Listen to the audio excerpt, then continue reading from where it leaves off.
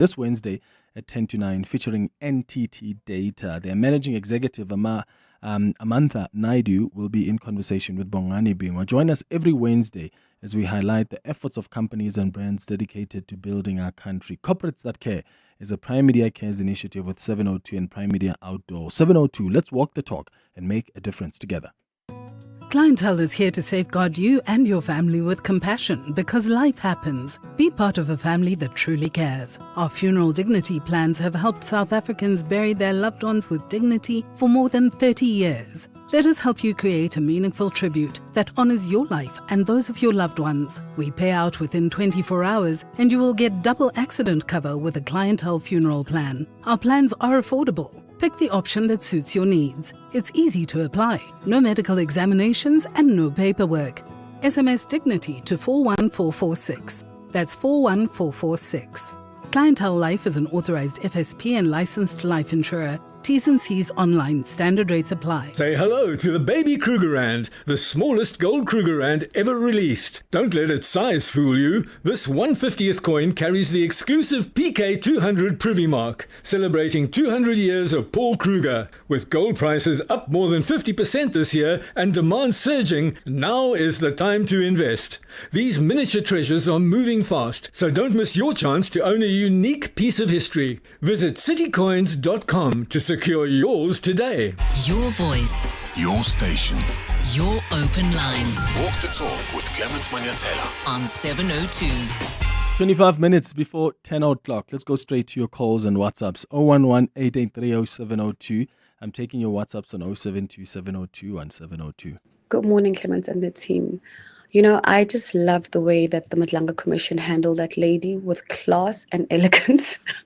Number one, and I love when women like that are put it, not even women, individuals like that who have this entitlement, the sense of thinking that they're better than others, their shallowness. I love it. I love watching them having to take accountability. I love watching them be shamed because of all the bad things they've done. Karma to them, watching bad karma on them is the best thing ever.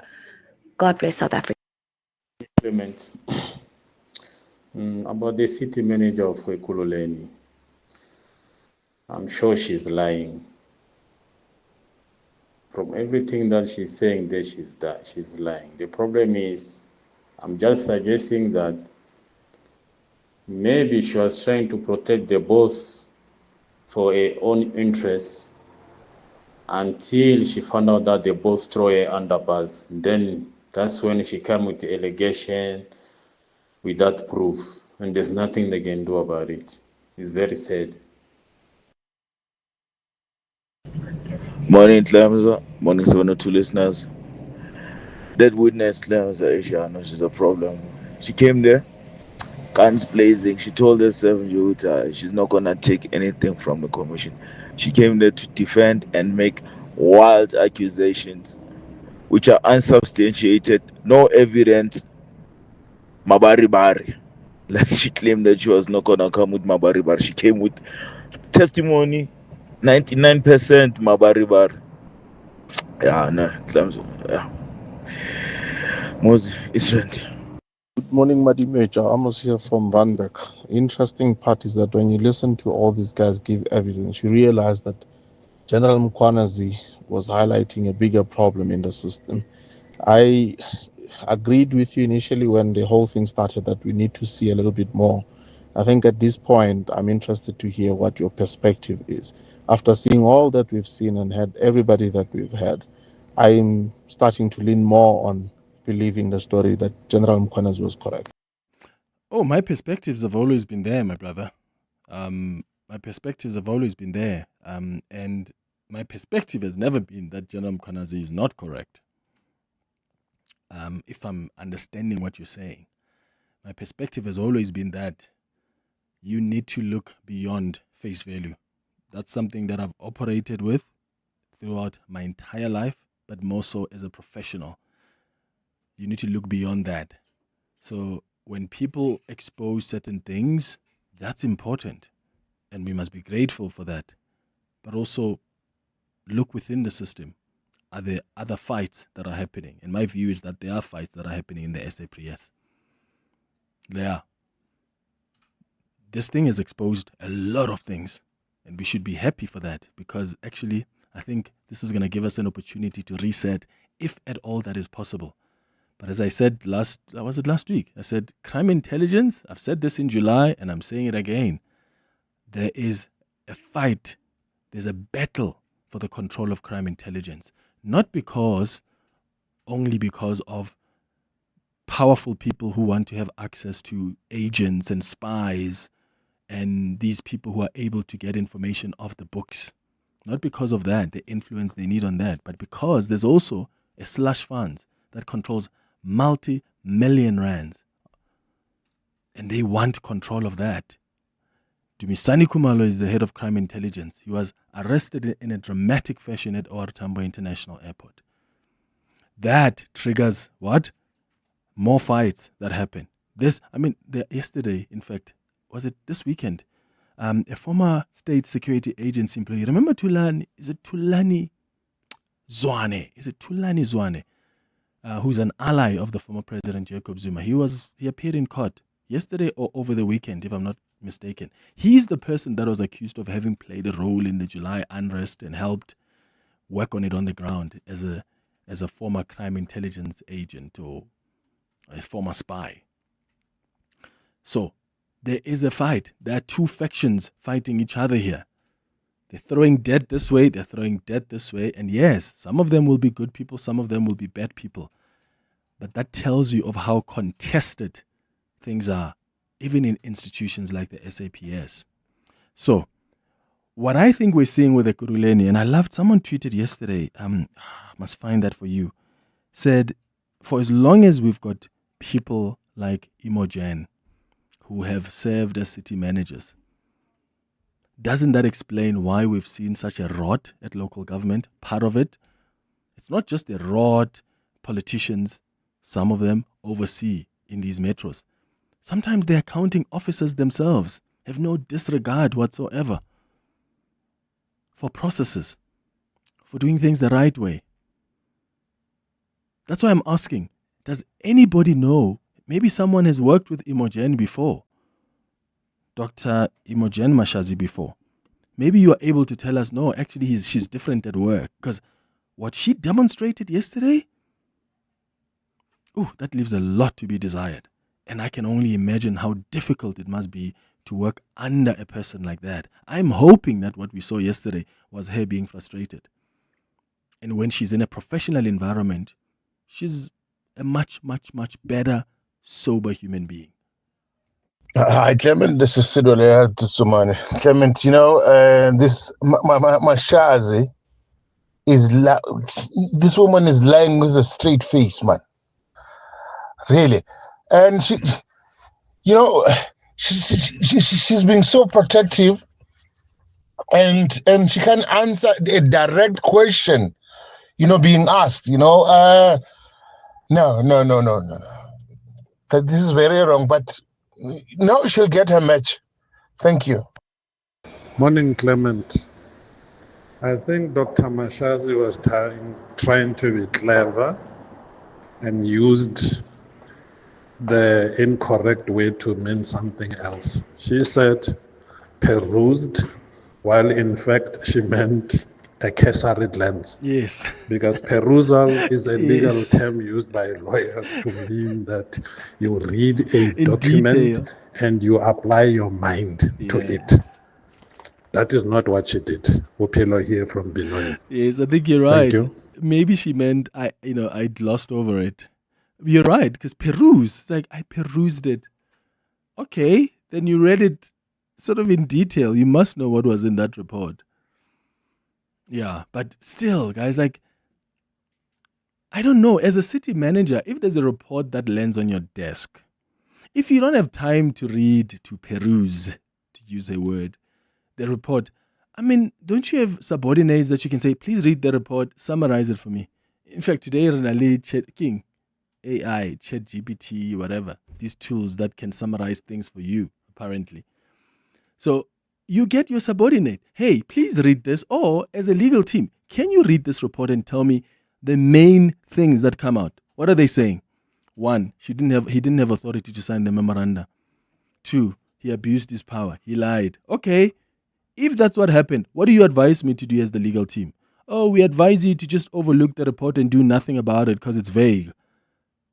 No, legal team, what do you mean it's vague? He signed these 2 memoranda of understanding. He didn't have authority to do that. That's what you do as a city manager who actually takes their job seriously. I see she's back at the commission now. Abel, can we go there live? She's back at the Madlanga Commission. Let's go there for just a couple of minutes to hear what she's saying today. Hopefully the attitude has changed. Actually brought to the attention of the city now during the sexual harassment case of the victim. Just repeat, I didn't quite get the point you were making about you are one woman and there are 3 men. You said something about being able to raise issues of this nature in that context. I didn't quite get the point you were making. Can you please articulate that point more clearly? I have raised the issue that I have concern that these things are happening in the department. Just repeat, please. I have raised the point about sexual harassment allegations within the department, and Chief being one of them. But the other issues that I raised there, to be honest, but I do not recall, but definitely I did raise the issue. Do matters like those get recorded somewhere? Would there be a record of what you raised at those interviews somewhere within the municipality? Well, the interviews are not recorded. We write down about the scoring and how the interview they are actually performing. That is the purpose of the interview. But there's no space where Is that good governance, though? Because there's a lot of issues usually arise out of what took place at interviews. Is it good governance not to record? And one example of the sort of issues that do arise is, for example, litigation around who was appointed and who was not appointed. Is it good governance not to record? It's not.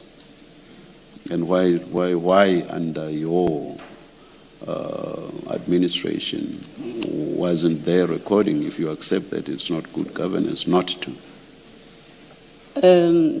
Interviewing processes are run by HR department. They bring the files to us, and the forms are actually structured in such a manner that we only record the process and the response of the candidates that are being interviewed. Yes. But there is no space where you can write your objection as a member of the panel. When you say you get what comes from HR, it sounds to me like you are saying it's HR's fault. And if my understanding is correct, you are the head, you are the administrative head, the executive head, in fact. So you can correct what HR is doing wrong, can't you? So I take your point, Commissioner. Yeah, all right, thank you. Thank you. Ms. Mashazi, this video is in 2020. Is that correct, or is it recent? Commissioner. I beg your pardon? Correct. Yes. And when you do the interview in 2022, you are aware of this incident or these complaints? Correct, Commissioner. And did you raise them in the panel with Chief Mapia? This particular one, I do not recall. You don't recall whether you raised it? Yeah, I don't recall. I only recall the sexual harassment one. You raised the sexual harassment in that interview? Yes, ma'am. Did you record your concerns in your form that you complete? I didn't. You did not? Yes. So as matters stand, the appointing authority, which is council, doesn't know that you raised this issue in the panel because you didn't write it down? Correct, ma'am. Okay. Did you dissent in the panel because you're saying it's a panel appointment. Did you dissent from the majority decision in the panel? And before you answer, I would like to propose to you that and I can put this to you, that experience is that people do record in their panels, in their panel discussion, they do record concerns about candidates. Did you record your dissension from the decision to recommend him? I didn't. You did not. So council never came to know that you're unhappy that he be appointed to the position because of the allegations that you're now making before us. Council never came to know about it. Yes, ma'am. So it's not council's fault that chief got to be appointed in 2022 for another 5 years. Correct. You can't blame councillors for that. Correct. All right, thank you. Come on, Clevo, Commissioner Baloyi. That is Commissioner Sesi Baloyi, who is, wow, goodness. Yeah. She recommended the same person who's got sexual harassment claims against. This person got recommended for reappointment. She says she had concerns, but she's never recorded them. That was Commissioner Baloyi there, asking him some really, really serious questions. It's 11 minutes now before 10 o'clock. In fact, let me ask you this before the break, because someone tweeted me and says, Clement, this is Mr. People Say on Twitter, says, Clement, I think some of the commissioners are factional. They didn't question so hard on some of the first witnesses. Do you feel like that's the case? Do you think that the commissioners are being hard on Mashazi, but they were not hard on the people who were making claims against Mashazi? Case in point, like when people came in the beginning and said Mashazi had extra, a very close, unexplained relationship with Julius Mkhwanazi, did they face tough questions around evidence? Like, what evidence do you have for that?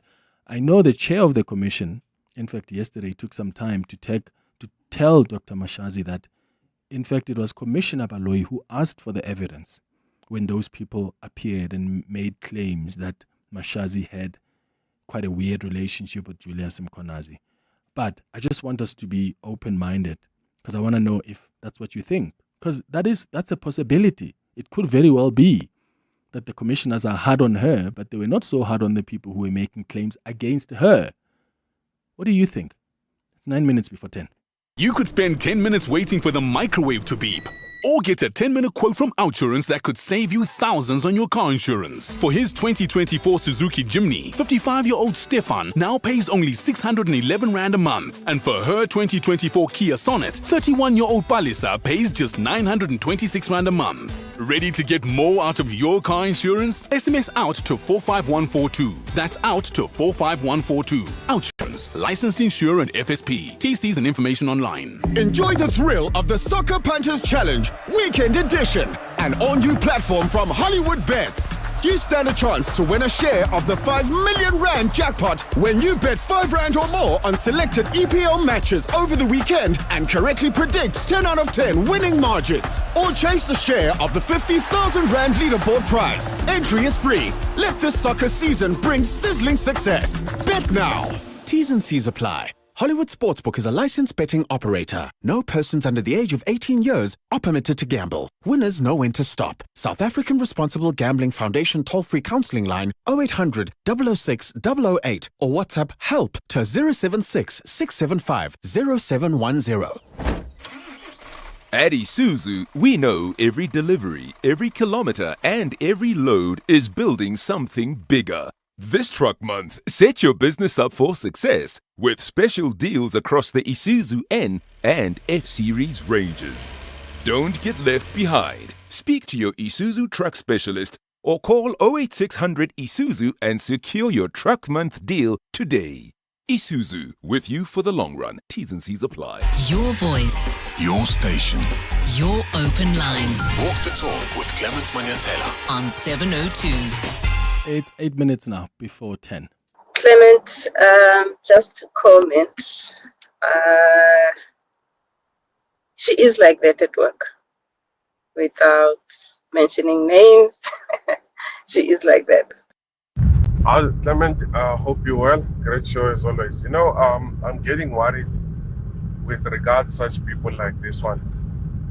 We should have a law whereby if somebody is like acting like this, being reckless or doing such things like this, they need to take away their pension. They get nothing, like absolutely nothing, if they were to be found in corruption or any kind of like things like this. Really, I mean, that's where they will learn, these people. Yes. Hey, Clement, Never from Pretoria. I don't think the commissioners are hard on Mashazi. Or if they are, it's because they already listened to the other witnesses who had evidence that clearly implicates Mashazi in this whole thing. So now Mashazi comes here, she wants to spin everything. So one would get frustrated and you'll be hard on them because you can see and you know they're not telling the truth. Thanks for a great show. Bye. Hey, good morning, Clement and team. Yes, there. The last punches from Commissioner Baloy. I felt I could hear my hair moving differently. I could hear my eyes being teary. Yo, guys, I don't understand. We are not led, or what's happening? How are these people employed, put in the position that they're in? And back to saying this witness is not asked questions like the other witness that has been before the Madlanga commission. I think it's because of her attitude. This lady, the attitude that she has brought into the commission, it's way different from others. She's got, her attitude is something else. Masat in Midrand. Morning, Mr. Madimeja. Now I get to understand why the streets of Ekurhuleni are not marked. There is no robots, and you'll only get to be surprised when the metro officer is stopping you and telling you that you skipped the stop sign, because there's no clear indication that this is a stop sign, there's a four-way stop. Forget the robots, because there's no robots. Now you get to ask yourself, what is the difference between Johannesburg municipality and Ekurhuleni municipality? Because Johannesburg municipality is far way better. We understand that there could be corruption going on, but Ekurhuleni is just a mess.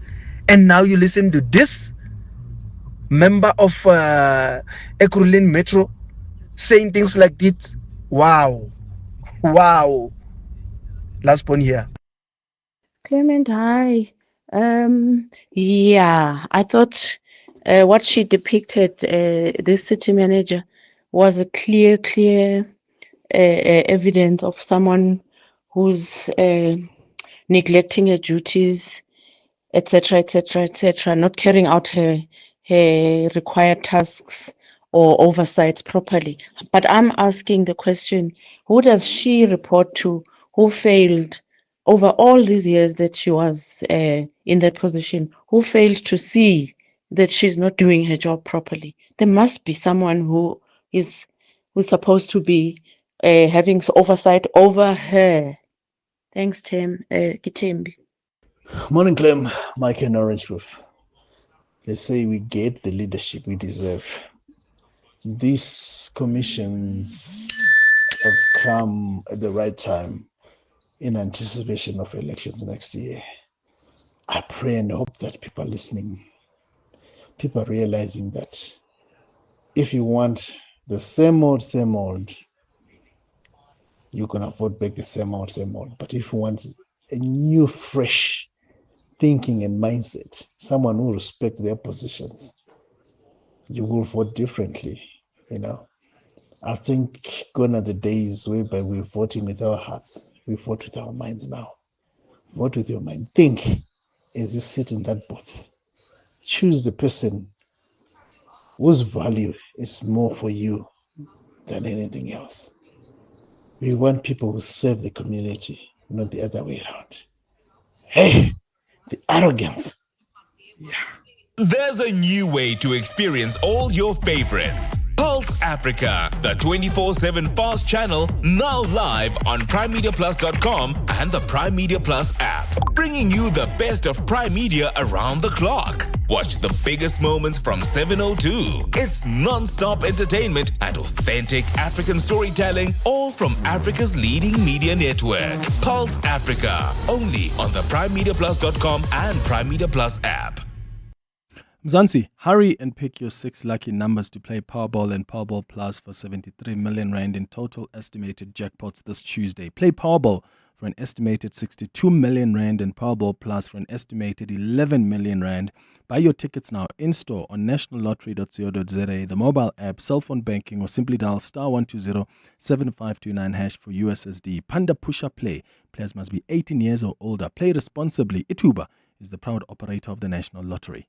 In ancient Corinth, as Alexander the Great approached the philosopher Diogenes and offered to grant him any wish, Diogenes simply replied, "Stand a little out of my sun." At Plus 94 Research, we believe in illuminating the path to informed decisions. By removing the shadows of uncertainty, we let the light of data-driven insights shine through. Don't let assumptions cloud your vision. Step into the light of clarity.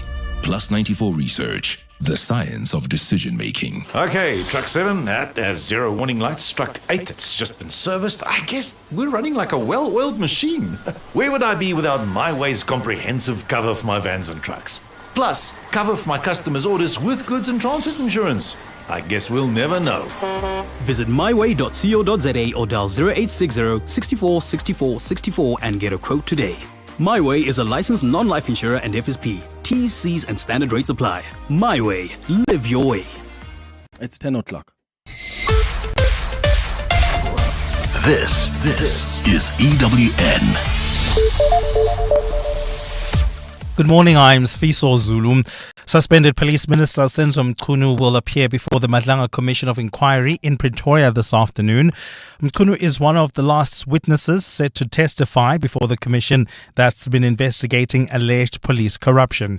President Cyril Ramaphosa granted Mchunu special leave following allegations that he had ties to underworld figures who interfered with police operations. The commission will conclude its public hearings for the year on Friday. Commissioners are expected to file a 3-month interim report to Ramaphosa in 2 weeks' time. Oren Singh reports. Following his appearance before Parliament's ad hoc committee in October, suspended Police Minister Senzo Mchunu will appear before the Madlanga Commission of Inquiry in Pretoria this morning. Mchunu is expected to appear before the commission at 2 p.m. He is likely to speak on the December 31st disbandment letter of the Political Killings Task Team, an issue that sparked the July 6th briefing by KZN Police Commissioner Nhlanhla Mkhwanazi. But while Mchunu faces criticism around his decision to immediately disband the PKTT, he has also received praise for being the one who tasked National Police Commissioner Fani Masimola to investigate the 360 million rand SAPS tender awarded to criminally accused tender tycoon Vusi Muzikat Matlala. Matlala, who has also been fingered in the 2 billion rand SIU Tembisa hospital scandal, had his contract cancelled in May. Arun Singh, Eyewitness News. The committee is currently dealing with City of Ekurhuleni's former city manager Imogen Mashazi. Prosecutors in the Western Cape High Court showed how alleged underworld gang boss Nafiz Modak allegedly used co-accused Zain Killian to hire 3 hitmen to kill top cop Charles Kinnear. Modak and Killian face charges of murder after Killian was shot dead outside his Bishop Levy's home in September 2020. The incident forms part of the 122 charges that Modak faces, along with 14 others charged for various crimes related to operating a criminal enterprise. Carlo Peterson has more. State Prosecutor Greg Vormeran showed the court screenshots of WhatsApp messages taken from co-accused Zain Killian's phone referring to 3 armed hitmen. The evidence shows 3 months before top cop Charles Kinnear's murder, Killian told a contact saved as Modak 2020 he can arrange 3 armed hitmen. Vormeran told the court Kinnear was in Johannesburg at the time, and evidence extracted from Killian's phone shows photographs of the accommodation Kinnear was believed to be using. Modak will be back in the witness stand today for his cross-examination to resume. Carlo Peterson, Eyewitness News. The Manda Ashu Workers Union of South Africa has hinted at forming its own political party. Leader of Mawusa, Robert Nwedo, recently resigned as deputy president of Floyd Tivambu's Africa Maibuye movement. Speaking at a media briefing in Houghton, Nwedo says he left Maibuye amicably because he wanted to focus more on his union. Tabiso Goba reports. Over the past years, Mawusa has formed working relationships with the ANC, Umkhonto weSizwe Party, and more recently the Africa Maibuye movement. However, its president Robert Nwedo says these relationships have not amounted to anything, as political parties only see workers as voting fodder. We're busy now with broader consultation, not only with workers but with all stakeholders that are affected by the injustice of the country. Then after our consultation, then we'll be able to know as Mawusa which direction are we going to take. Mawusa's national organizer Cedric Chauke was a bit more forthright. In due course, we will announce the final position and definitely the name of that political party that will be led by Mawusa as a movement. Ahead of the local government elections, the IEC says it currently has over 500 registered political parties. Tabi Sokoba, Eyewitness News. And Hong Kong's leader has established an independent committee to investigate the devastating fire at an apartment complex that killed 151 people. John Lee says the committee will conduct a comprehensive and in-depth review to reform the building works system and prevent similar tragedies from happening in the future. The structure will be led by a judge. Authorities say the blaze, which was the city's worst fire in decades, spread quickly via netting used on exterior scaffolding that fell short of fire resistance standards and failed to stop flames from spreading. Hong Kong's chief executive says his government wants those responsible to face the consequences. That is exactly why we must act seriously to ensure that all these loopholes are plugged so that those who are responsible will be accountable. The shortcomings will be addressed. The bottlenecks will be addressed. And we will reform the whole building renovation system. Gold is trading at $4,112.07 an ounce. The rand is at 17.09 to the dollar, 22.58 to the pound, 19.85 to the euro. Brent crude oil is at $63.23 a barrel. And in the traffic, we've got delays on the M1 North. This is between Boysons Road and the Crown Interchange. There's also queuing traffic along the R24 and the N12 East. This is as you head towards Edenville. An accident has been reported there. It is causing about a 20-minute hold-up coming out of the Kilulis Interchange. A partly cloudy day in store for Gauteng with afternoon showers and thunder showers expected. The temperatures will peak at highs between 25 and 27 degrees. The top story in EWN this hour. Suspended Police Minister Senzo Mchunu is expected to appear before the Madlanga Commission of Inquiry in Pretoria in the afternoon. EWN, in touch, in tune and independent. For the latest, visit ewn.co.za or download the EWN app. You're with Clement Manyathela On 702. Let's walk the talk. Streaming on the Prime Media Plus app. DSTV channel 856. 92.7 and 106 FM.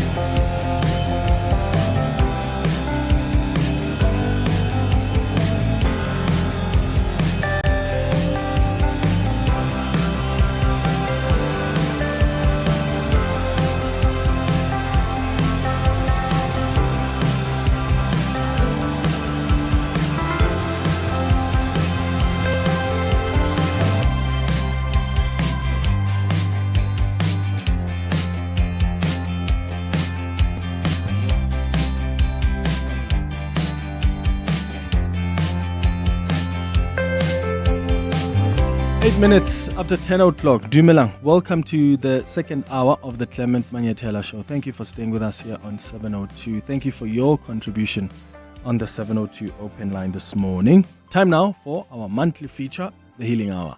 702 Healing Hour. So today we're doing the last edition of the Healing Hour for 2025.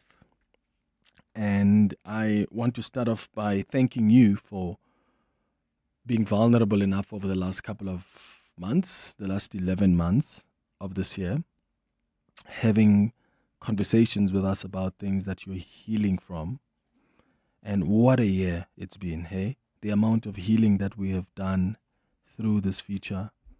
And I can't thank you enough for the feedback you give us, for the suggestions on what to heal from, and your testimonies of how you have been impacted by this feature, impacted by the people sharing their stories, and how you have been given hope, how you've been given encouragement and strength to begin your own journey of healing. So we are doing this one more time this year, and I want to remind you that this feature is a feature that we've come with because we wanted an opportunity to just talk amongst ourselves.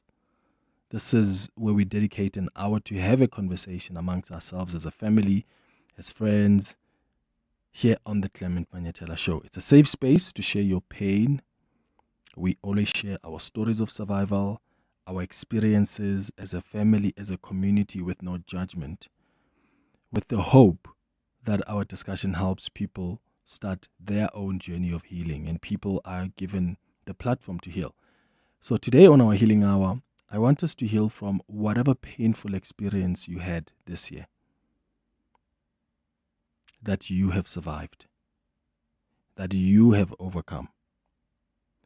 What happened this year that almost shook your core, that made you think that there's no way that I'm going to survive this? And when you look back, you see that you've actually made it up to this point. How do you feel about that? What is it that you had to survive this year?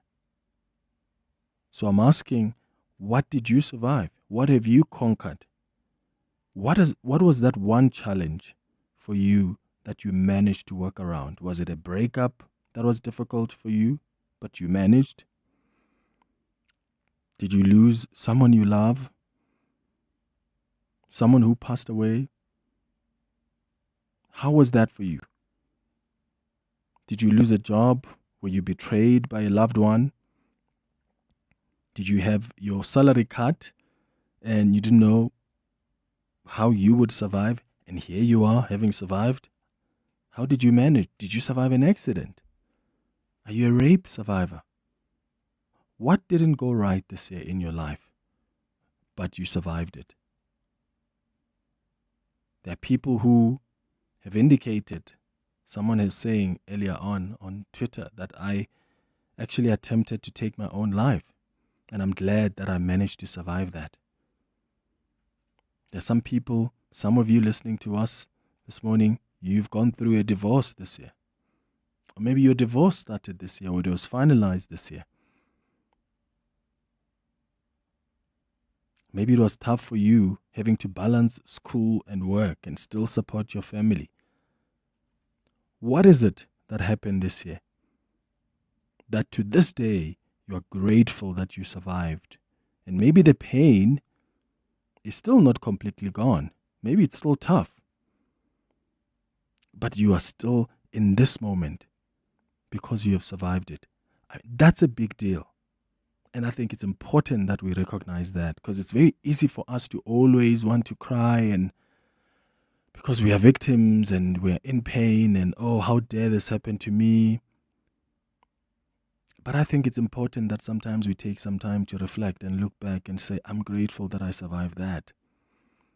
I think it's important for us to look back and say, when I was in that situation, I didn't see the light. It was just darkness all around. I didn't know I would get onto the other side, but I'm glad that I did. And I would like us to also expand this and talk about who has helped us survive. Some of us have been blessed with friends, with family, with colleagues, with bosses or managers that have been a pillar of strength. So what have you survived this year? and who has helped you survive? Who has supported you throughout? Give us a call right now. 011-883-0702 is the number to dial. If you want to send us a WhatsApp voice note, you can do so on 072-702-1702. It's 13 minutes after 10. Kick off to glory with Hollywood Bets and Asi Shege. Be in the game. Go full speed ahead with the epic competition. You stand to win a share of 4 million rand in cash and prizes, including an all-new Toyota Corolla Cross. Bet 10 rand or more on any soccer fixture or fixtures online or at your nearest branch. Live life in the fast lane. Bet now for your chance to score.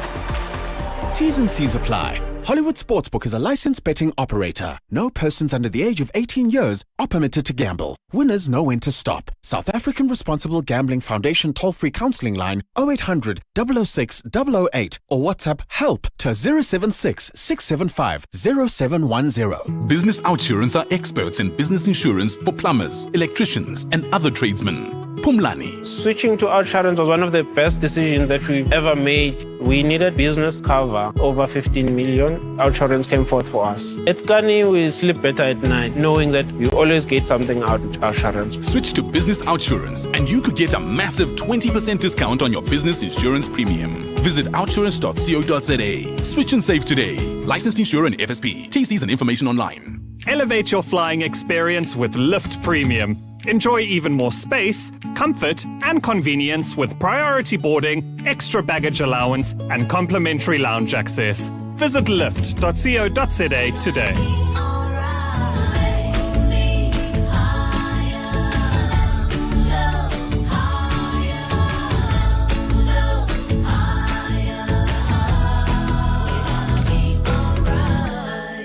Are you looking for the best spectacle and sunglass deal?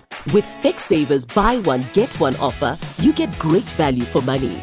Get a free pair of branded single vision prescription sunglasses up to 3,300 rand when you purchase a comprehensive eye examination and spectacle frames with lenses on your first pair.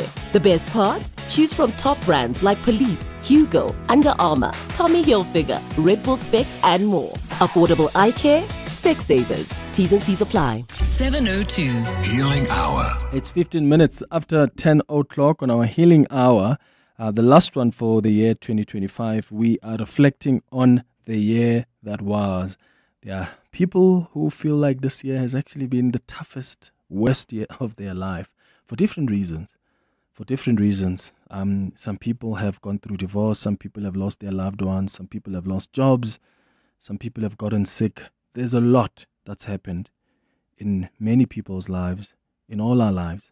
And we're taking a moment now to take stock and reflect on what transpired this year. What is it that we faced that was tough, and how have we survived it? And how do we feel now? How did we feel then? And who are the people that helped us survive? We're taking your calls on 011-883-0702. Your WhatsApps on 072-702-1702. Good morning, Clement. I don't know if I'll ever heal, but I lost my wife on the 10th of August this year. And I'm kind of struggling and battling. But I don't know. The only thing that keeps me alive is just to take care of the kids. Yeah, my wife was young. She was only 43 years old. But that's the pain that I'm dealing with. Anyway, thanks. Bye. Oh, yeah, my brother, I'm so sorry to hear that. I really am sorry to hear that. I can only imagine how difficult it is. Especially when you have to be strong for your kids. And I have a friend who has lost his wife this year, a wife who was a friend to me too. And I see how difficult things are for him, because as a husband, you have a pain that you feel, but you still need to sort of postpone that a little bit because you've got kids that you must be strong for. So I can only imagine how difficult it is to go through your own mourning while you are there for the kids who are also mourning, some of which may not even understand what this moment means. I'm sorry to hear that, and I hope that healing can begin for you in some way. And I hope that you and the kids can be comforted in that you've had the opportunity to do this life thing with that woman. That you're fortunate enough to have known her so intimately and to build a beautiful family with her. Thank you for sharing your story with us. Yo, Clement. Yeah, my man, what a touching topic and what a year it has been. For me, losing my job, losing someone I love, succumbing to major depression. I mean, I had to deal with a lot this year. But I am grateful that I managed, to stand for myself, because I don't have anyone, unfortunately. But I had to stand up for myself, and each and every time I would listen to the Healing Hour, oh man, there are stories that are beyond mine. People are going through difficult time, but I must say I'm grateful for life, grateful that I'm still alive, and that I'm coping, and I know one day everything will be okay. Morning, Mr. Clement. I'm in Joburg. For me, this year it was very tough, Mr. Clement. Around January, December, let me say this January this year, my wife, she diagnosed the colon cancer. Even now, I'm still on stress. I'm still in pressure now, even now, because of she's still going some checkups and everything. They have to make some operations, and for now she's survived by the stoma. She's wearing the stoma bag now. This thing really, it takes me a lot, Even now I'm still stressed now. I didn't believe this year. It was very tough for me, but it was very tough. Even now, I'm not surviving at all. Okay, thanks, Clement. Thanks. Yeah, but here you are, my brother. And I think the fact that you're here means that you at least have survived up to this point, and it's possible for you to survive further. I'm sorry to hear about your wife. Look, I know very well the story of cancer, because I've had someone very close to me in my family this year who also had cancer. And I saw how that thing is so ruthless. I saw it.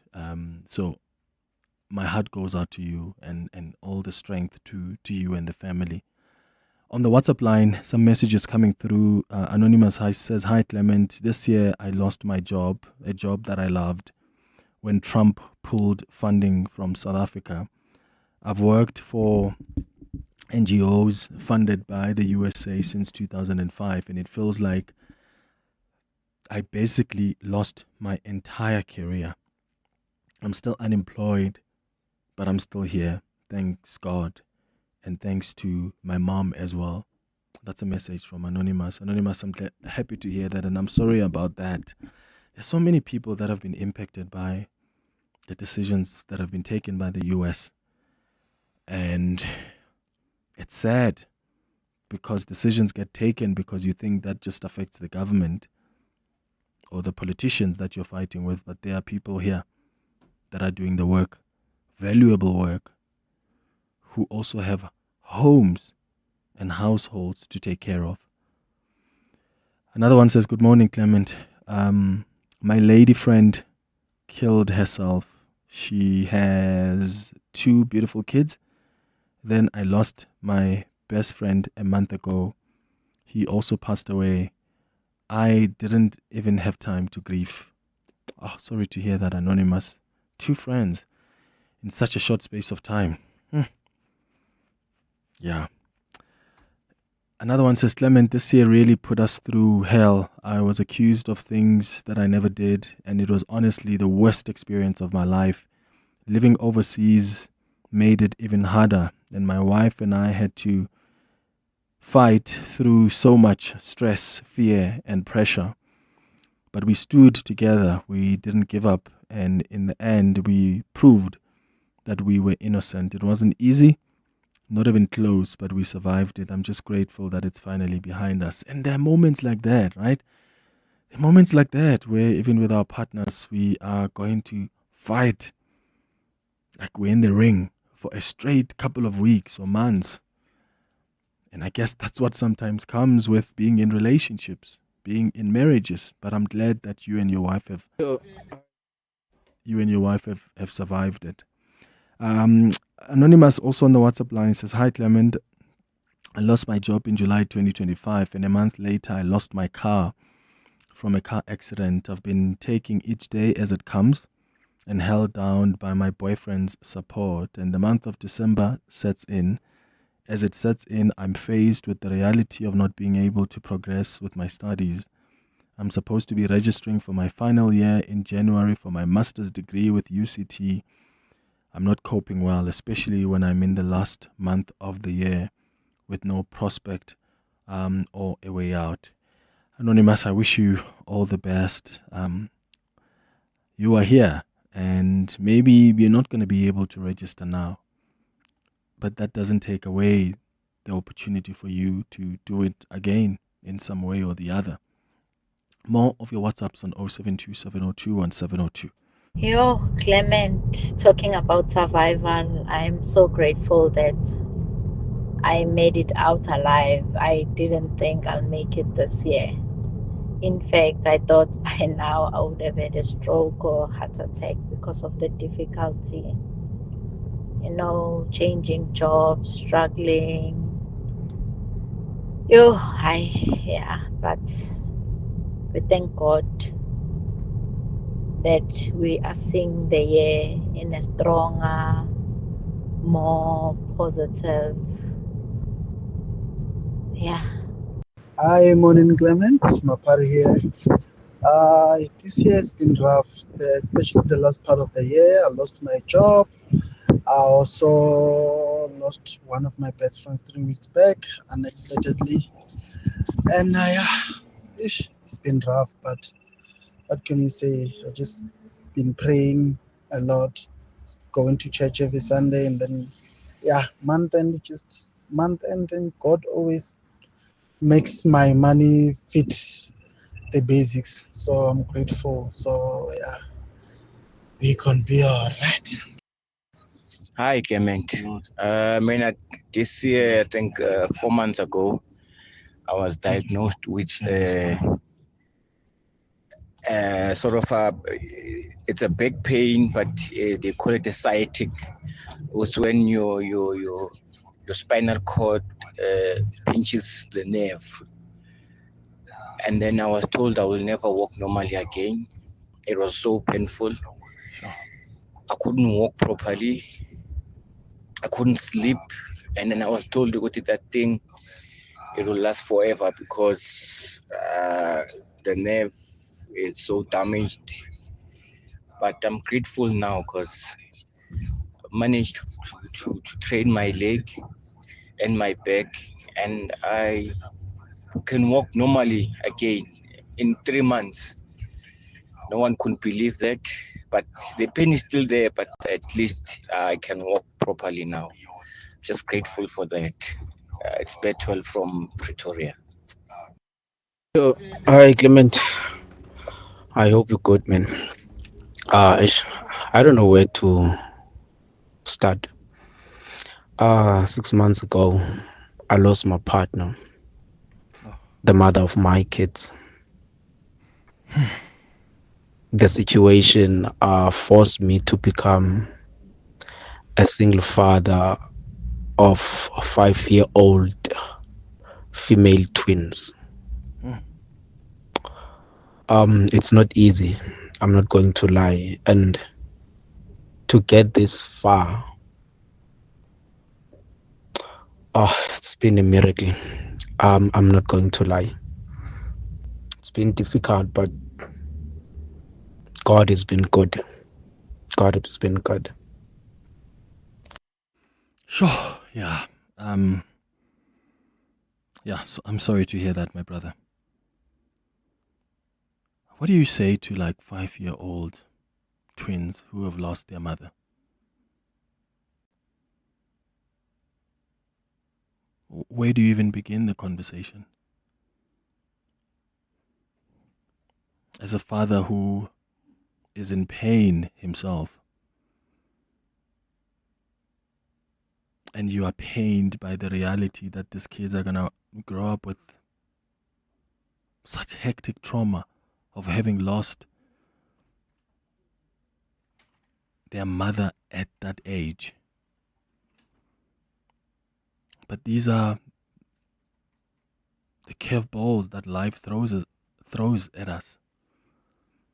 And I guess part of the human experience is to survive, is to push. And I only can imagine how difficult it must be when you are raising children as young as 5 and they lose one of their parents. Where do you even get time to grieve? What pain do you feel? Is it their pain? Is it the pain of that they will feel when they get older and they realize what's happening? Because at 5 years, kids are probably not even picking up what is at play. Really, my heart and my prayers are with all of you that have lost loved ones and you're left with especially young children that you have to take through and do this life thing with them while you guide them through this knowledge that they've lost a parent that they have loved at such a young age. We're talking this morning on our Healing Hour, the last one for the year, about the things that we have survived this year. What happened this year? What is that painful experience you've had this year that you've survived, that you have overcome? Before the headlines, let me read you this quick message. It's a bit of it's a funny one, but I think we need a bit of that in this moment. Kinele says, "Hi Clement, this is a heavy topic, but I promise mine comes with a bit of humor. I always joke that I've officially survived the single life, and I'm still waiting. I'm 33, 34 in a few days, and most of my close friends are married. Our church has had weddings and engagements left, right, and center this year. So being the single girl was a genuine desire for marriage. Yeah, I had a genuine desire for marriage, so it's been intense. I've been single for about 7 years now, and every year I send up the same prayers with the same hope. So surviving all of that feels like an accomplishment on its own. So all of those engagements and the weddings in church, you've survived that, Anonymous, and here you are. And all the best with finding the right person for you." It's 10:31. More of your calls and WhatsApps on our Healing Hour after the latest in Eyewitness News headlines. So good morning. Thanks, Clement. Good morning. The family of slain struggle stalwart Caiphus Nyoka will finally get closure today as the Johannesburg High Court will hand down judgment for his murder. Nyoka, a 23-year-old student activist, was shot by apartheid police in his Davidson home in August 1987. 4 apartheid police officers were prosecuted for the crime, but one of the men, Johan Murray, pleaded guilty and was sentenced to 15 years behind bars. The city of Cape Town has confirmed the arrest of 2 law enforcement officers on charges of extortion. The officials stationed at the metal theft unit were arrested amid an investigation by the Safety and Security Information Management Service Unit and the Hawks. And rescue teams in Indonesia and Sri Lanka are scrambling to rescue people after more than 1,000 people were killed in devastating floods. While floodwaters have now largely receded, thousands of people still remain stranded and road access is mostly cut off in flood-affected areas. And those are the headlines. This EWN and more at 11 or as it happens. EWN Traffic. Well, travelling on the N3 North in the Kelvin area, we still have got heavy delays between Marlborough Drive and the Baku interchange. There's also queuing traffic on the N3 South. This is between Marlborough Drive and Vincent Chabalala Road due to the same roadworks. While travelling on the N12 as well as the R24 West, delays between Edenville Road and the Kilulis interchange. And then there's also slow-moving traffic on the R24 East towards Edenville. That's due to an accident right near Edenville Road. In Boksburg, we've got delays on the N17 East. This is between Rondebolt Road and Heidelberg Road. There's also queuing traffic along the M1 North between Boysons Road and the Crown interchange. And then, of course, traffic remains heavily backed up in areas like Mayfair, Dragon City, as well as Crown City. So please be on the lookout for delays along Albertina Sisulu Road, Main Reef Road, as well as Crownwood Road. More updates coming up at the top of the hour. Stay tuned. There's more EWN on air, online, and on the EWN app. The Midday Report. Weekdays, 12 to 1. On the Midday Report, every day from 12 to 1 p.m, we will bring you breaking news from the scene as it unfolds with newsmakers, reporters, commentators, experts and analysts. We'll explain the stories of the day, give you context for why they are important and what they mean for you. It is everything you need to know in 1 hour, from news to global events, business, sports, science, books and always some good news too. Appointment listening every day at 12 with the Midday Report. The Midday Report with Mandy Wiener. 12 to 1 on 702. 702. Mzansi, hurry and pick your 6 lucky numbers to play Powerball and Powerball Plus for 73 million rand in total estimated jackpots this Tuesday. Play Powerball for an estimated 62 million rand and Powerball Plus for an estimated 11 million rand. Buy your tickets now in-store on nationallottery.co.za, the mobile app, cell phone banking, or simply dial *120*7529# for USSD. Panda Pusha Play. Players must be 18 years or older. Play responsibly. Ituba is the proud operator of the National Lottery. Some numbers bring instant stress, like a speeding fine, another petrol price hike, or that one debit order you forgot about again. But not all numbers bring panic. Some bring calm and actual life-saving support. With 24/7 emergency support and over 300 ambulances, ER24 is there when you need us most. Don't wait for an emergency. See it, say it, save it. 084 124. Some moments only come around once, like the Audi year-end sale. Get the Audi Q2 from 9,899 per month. With no deposit, a 90-day payment break, so you only start paying next year. Plus, a guaranteed buyback. There's limited time to show up, but unlimited time to stand out in the Audi Q2. Visit audi.co.za or your nearest Audi dealer before the 24th of December. T's and C's apply. The pain of losing a loved one is never easy. It will leave you feeling overwhelmed. At Clientele, we understand that burying loved ones with dignity truly matters. Our funeral plans pay out cash within just 24 hours, and you receive 200 Rand airtime when you claim to make those important calls. Plus, we cover up to 13 people on one plan. SMS Dignity to 41446. That's 41446. Clientele Life is an authorized FSP and licensed life insurer. T's and C's online. Standard rates apply. 702.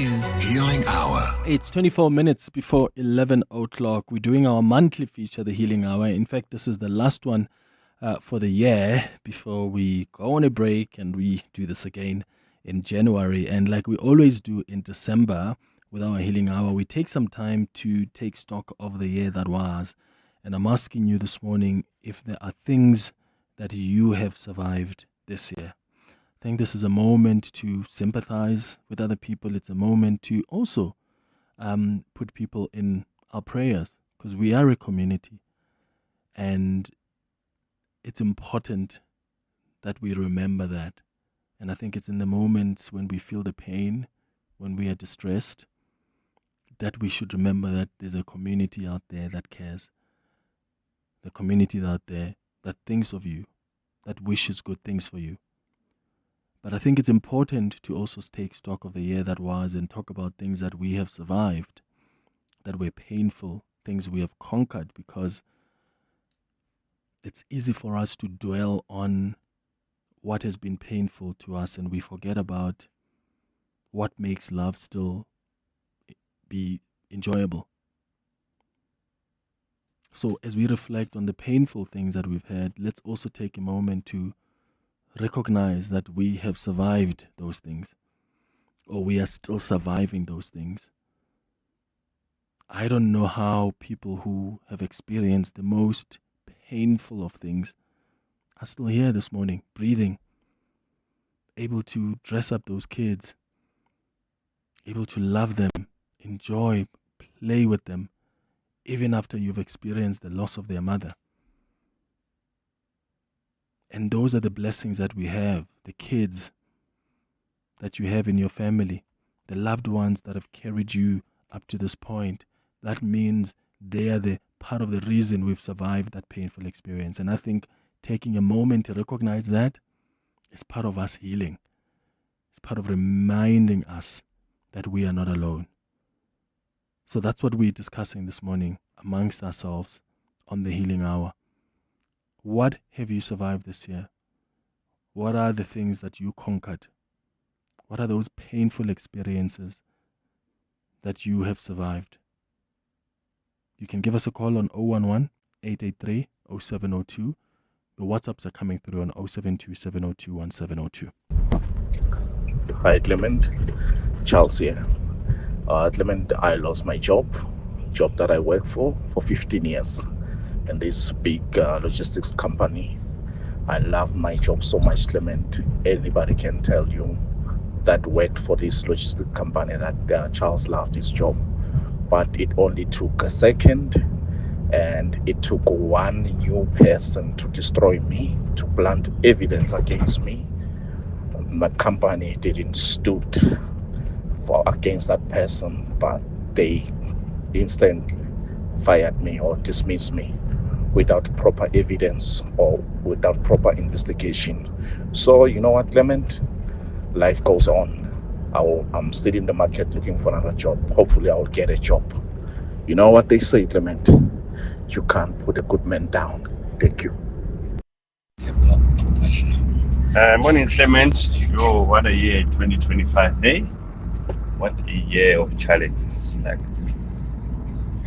I've been in business since from 2016, but I never had experienced such difficulties. Cash flow issues, contract related, work issues, so your monthly expenses, you're just trying to survive. It's just a difficult year. It's just a difficult year. But I'm glad I'm alive, I'm glad I'm alive, and I can still push. So every morning, as a businessman, you just need to give yourself a motivation. You wake up and and you show up, man. Thanks, Clem. Hi, Clement. Well, for me this year it has been challenging because I lost my partner in Feb or March, and then lost my job in April, and then ever since, yes, I've been trying other ways to make a living. But above all, I think I'm grateful of life. Despite all what has been happening this year, I think I'm grateful of being alive. I'm grateful for the experience. And I think I've also grown during this hard process. I think, I've grown emotionally, mentally, spiritually. So it was also an eye-opening experience for me this year. So I'm grateful for that. Clement. Sure. What a topic. What have I survived this year? Looking back, started my year in a positive way. only to be retrenched after I earned my salary January. It has been a year that was full of uncertain, without any income coming through. But you still need to stand as a father, as a husband, and provide. What I've survived up to today, Clement, it's how to make sure your bond is paid up, your kids have eaten, and with His grace, I've managed to pull through. Not knowing how, but I've managed to pull through. That's what I survived, Clement. Oh, thank you for that. Cindy, you calling from Joburg. Good morning. Hi, Clem. How are you? I'm all right, Cindy. How are you? I'm good. Thank you for this feature. It's this time of year, I think we need to actually take stock of the stuff we actually did go through. So thank you for this. Sure. I survived a breakup, a very long breakup. We were together for 9.5 years. And letting go of that almost felt like I had to mourn the possibility of finding the one. And yeah, that was very difficult. And I think also learning to be single, be by myself, that took a toll on me. And leading up to the breakup, around this time of the year last year, it was me getting admitted into a wellness hospital or a psychiatric hospital. And it was either that or the graveyard, if I'm being honest. Sure. So I'm very glad that it was the former and not the latter. And this year I feel like I'm in a much better place mentally.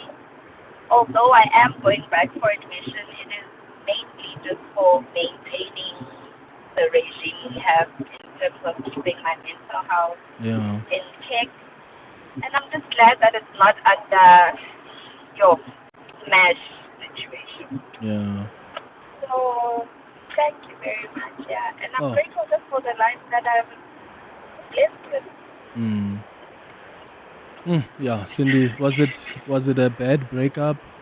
Did you guys talk about it or? It wasn't a bad breakup. Fortunately, we spoke about it the whole night of the breakup day. Actually, we sat together the whole night. We cried. We comforted each other, and at the end, and then the very next day, we kind of parted ways. And we haven't really spoken since, other than like the odd incident of having my things delivered to his place by mistake. But other than that, no contact. And I think it's been for the better, because it kind of, like, you know, when you break up and then you end up talking, then there's still that hope of maybe. So the no contact really helped. Just really the line in the sand. Yeah, Cindy, listen, I didn't talk to you last year, but you sound a lot better. And I'm glad that you're taking care of yourself, going into a wellness center just to make sure you're still aligned. I'm sorry to hear about your breakup, but you sound like a very lovely, wonderful lady.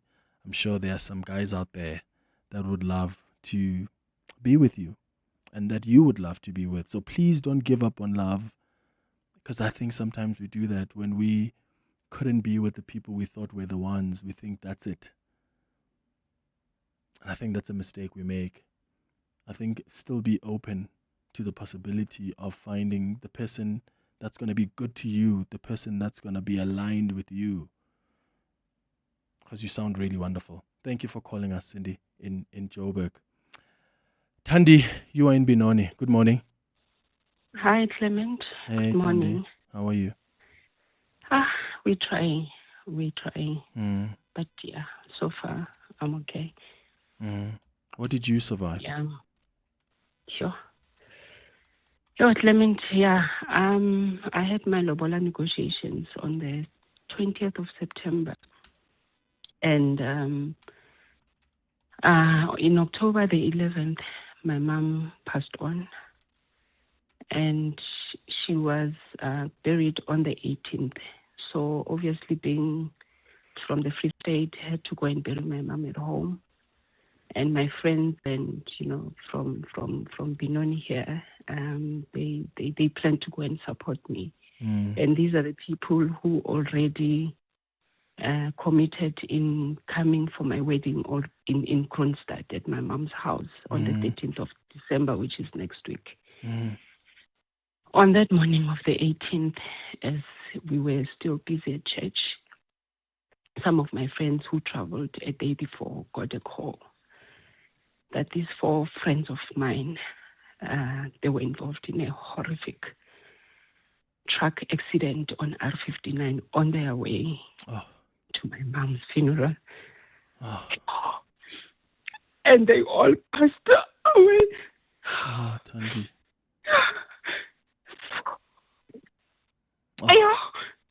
It was terrible that I'm burying my mom and we're getting this news that my 4 friends have passed on. It was terrible. And obviously they had to also be buried the following week. So on Sunday I had to make sure that I have prepared everything. I locked up my mom's house and drove back so that I can go to each and every family on Monday, Tuesday, Wednesday. Thursday it was their memorial service, and Friday I attended one of the families. That whole week I didn't even know what to say to these family members. But because they are people who know God and they are saved, those families actually put me well. They are the ones who comforted me. I could only speak on Friday. I couldn't talk. I couldn't say anything to anybody. And mind you, I'm getting married now next week. And my friends, because whoever was arranging the list of my guest list and the accommodation that they were going to sleep at, their names are still there. Thandi, my goodness, I'm so sorry to hear that. I'm really so sorry to hear Very that. difficult. And Very, very difficult. you are in our thoughts, you are in our prayers, Thandi. You can only imagine how difficult it is, because you must also now prepare for a wedding. They would have been there to support you. You would have loved for them to be there. You'd have loved for your own mother to be there. Yeah. Do you? And they're the very same people when my mom passed on that Saturday morning. Because my family is so far away, they are the ones who were here at my house first. While my family was still trying to travel to come and check what is happening, because my mom was here with me. So, yeah, Thandi, be comforted in that their love for you was there. They were there when your mom passed. They were wanting to be there when you buried your mom. And I hope that the love that they had for you can carry you even in this moment as you prepare for your wedding. I'm sorry about such a painful loss. And thank you for sharing your story with us, Thandi. We're putting you in our prayers, you and your family. Thandi calling us from Benoni. It's 9 minutes before 11. Scams are upgrading faster than your phone software, and quishing, it's the latest update you don't want. Quishing? Fake QR codes that send you to unsafe sites. For one scan, and they've got your details. I just scanned one at the airport. Scanning random stickers in 2025. Brave move. Close that browser window. Scams can happen anywhere. Stay alert, and if you're unsure, contact ABSA on 0860 557 557. Protect your money. Protect your story. ABSA, your story matters. An authorized financial services provider. Some numbers bring instant stress, like a speeding fine, another petrol price hike, or that one debit order you forgot about, again. But not all numbers bring panic. Some bring calm and actual life-saving support. With 24/7 emergency support and over 300 ambulances, ER24 is there when you need us most. Don't wait for an emergency. See it, say it, save it. 084 124. Mom, I know what I want to be when I grow up. Oh, really? I want to be an astronaut. An astronaut? Aren't you aiming a little high? Well, that's where you come in. I need you to buy me Pediasure. It has 27 vitamins and minerals to support my growth so that I hit all the milestones, and it's scientifically proven. Okay, Miss Liver. Where can I buy Pediasure? It's available at pharmacies and retailers in South Africa. Pediasure by Abbott. Approved by kids to fuel their dreams. 7:02. Healing Hour. All right, it's 7 minutes before 11 o'clock. Let's continue with your calls and your WhatsApps. Let's start with you. Mogale, you're calling us from Glen Vista. Good morning. Hey, morning, okay? It's Sure, man.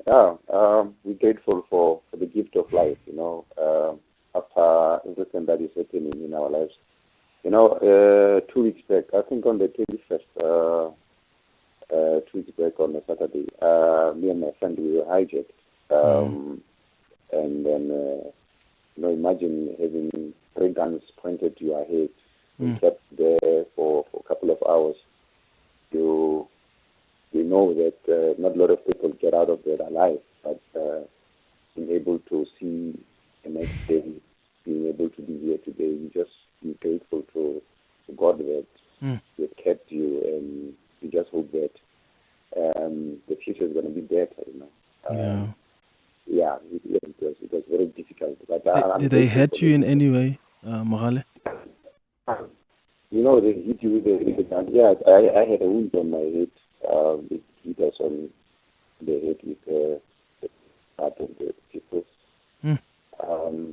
They took our phones, went to the apps and tried to transfer the money. They did everything. Oh, your line.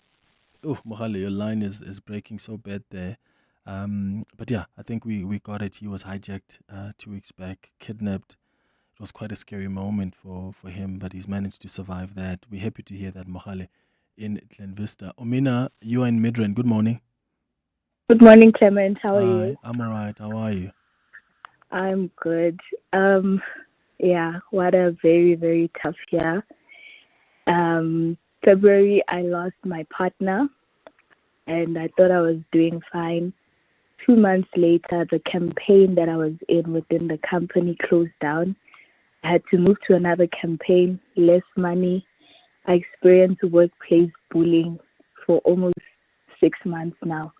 I've been fighting workplace bullying. On top of that, I'm fighting trauma, depression, and anxiety. The past Saturday, it was so bad. I had such a bad anxiety. People had to break into my place to assist me. And I prayed that day, and I was like, God, this is not worth it. I decided to be the bigger person, and I went to those people. I told them how I feel, and I think I feel better.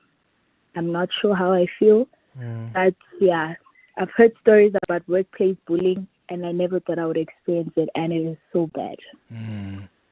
Yeah. Yeah. I'm glad you've lived, Omina, to tell the story. Thank you for sharing it with us, and I'm glad that we're here where we can talk about either surviving those things or having survived them. Here are some of your WhatsApp voice notes. Hi, Clement. Clement. What I survived that I never thought I would ever survive. Losing my son. Oh, Clement. And I survived it. And I'm dealing with it. But I survived.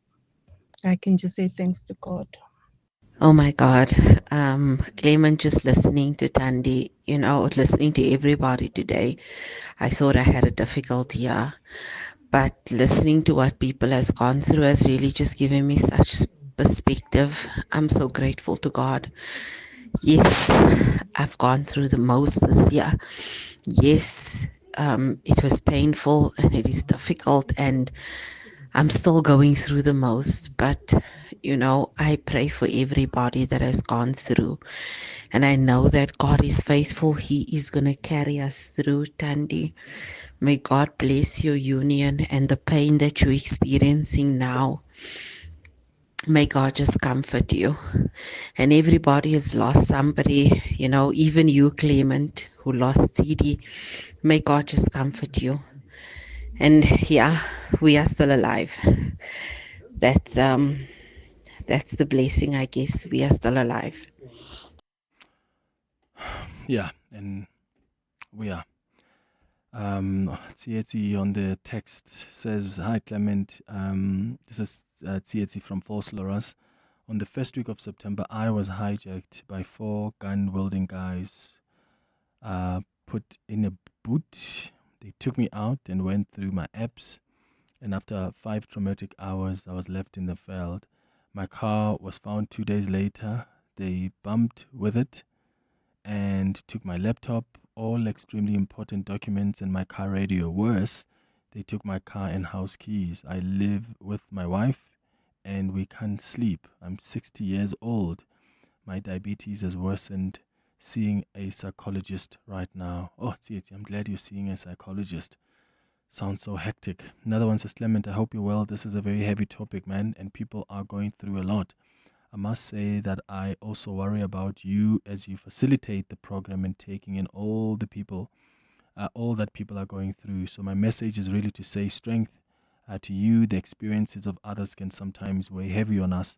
So I pray that God gives you strength as well as you encounter all of these stories your audience are sharing with you. Don't forget to also look after yourself." Sibu in Randburg. Thank you for that, Sibu. And I do look after myself. So one of the things I've had to learn about this job, because it's always been a job to me for many years. And there came a time when, in fact, I was going through therapy and I realized that it's more than that. I realized this is a calling for me. And part of the thing you have to realize about a calling is that it comes with a burden. And I've accepted that this is a burden I have to carry, of facilitating conversations like this, or the burden of being hated by other people so extremely that they would actually not want me to live. Like, there are many of us who've got callings, who are called to do certain things, and we have to carry the burden of responsibility. So that's it for me. But I do take care of myself. I've got a therapist. I do go and have conversations with her, especially after moments like this. So that helps me a lot. But I'm glad that we can have this platform amongst ourselves. I get triggered sometimes because I have lost people myself this year. And when you hear people talk about their losses, you actually realize that you're not alone. And I think that's why we do the healing hour. It's because some of us go through stuff and we think we are stuck there alone. But there are other people who are going through stuff and they've managed to survive it. And when we hear those stories, that helps us in our own journey of survival. And that's always my hope for the healing hour. So I can't thank you enough for being vulnerable with us to take that call and share your story, because I can tell you that has helped other people that may not have called in, but who are also going through difficult moments or have been through difficult moments this year. It's 11:11. This is EWN. Good morning, I'm Sfiso Zulu. Former Ekurhuleni City Manager Imogen Mashazi has considered that she failed to take action against suspended EMPD Chief Isaac Mappieye. Mashazi, continuing with her testimony before the Madlanga Commission of Inquiry this morning, has admitted she sat on the panel to appoint Mappieye Chief of Police in 2020. But despite having allegedly received numerous complaints of sexual harassment and abuse by EMPD female officers against Mappieye, Mashazi claims she never made the panelists aware about such allegations. I failed to discipline Chief of Police in terms of council processes and the code of conduct for senior managers. I also accept the fact that I failed to play an oversight role on him as an HOD. The family of slain struggle stalwart Caiphus Nyoka will finally get closure today as the Johannesburg High Court will hand down judgment for his murder. Nyoka, a 23-year-old student activist in 1987, was shot by apartheid police in his Davidson home. 4 apartheid police officers were prosecuted for the crime, but one of them, Johan Murray, pleaded guilty and was sentenced to 15 years behind bars. Khomozo Modise has more. Today, apartheid Major Leon van den Berg and Sergeants Abraham Engelbrecht and Pieter Stanner will learn their fate after over a year of trial. The state believes van den Berg gave the order for Engelbrecht and Stanner to carry out the killing inside Nyoga's house while he stood outside. They argue that apartheid police made Nyoga their special project and it was their mission to kill him, and that's why Engelbrecht wore a balaclava. While the men pleaded not guilty to the crimes, they've opted not to give a defense. Judge Ismail Mohammed will hand down judgment in the matter this morning. Khomozo Modise, Eyewitness News. The City of Cape Town's Safety and Security Directorate has confirmed the arrest of 2 officers on charges of extortion. The officials stationed at the metal theft unit were arrested amid an investigation by the Safety and Security Information Management Service and the Hawks. It's understood that during the incidents, which date back to January, the officers allegedly extorted money from spaza shop owners. The City of Cape Town's law enforcement spokesperson, Wayne Dynson. The Safety and Security Directorate is committed to rooting out corrupt and criminal elements that have infiltrated our enforcement services. We will not hesitate to investigate and take the required action when wrongdoing is uncovered.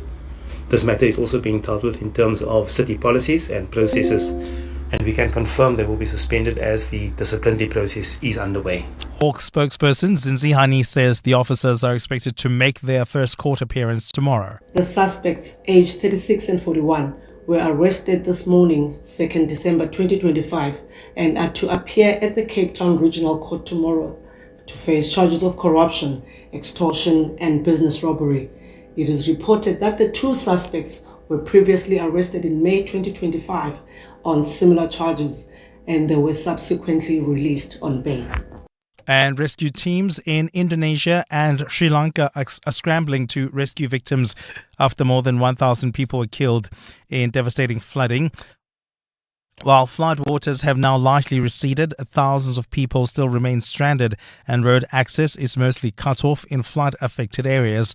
Yesterday, the Indonesian government said it's sending food to 3 worst-affected provinces, and the floods, which were caused by a rare cyclone that had formed over the Malacca Strait, have hit 3 provinces and impacted about 1.4 million people.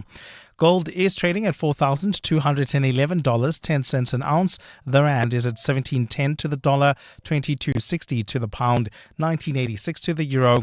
Brent crude oil is at $63.18 a barrel.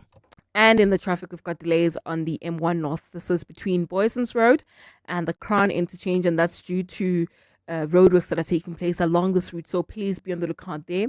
And then traveling on the N17 East in the Boksburg area, bumper-to-bumper traffic. This is due to the roadworks that are taking place between Heidelberg Road and Carnival City entrance.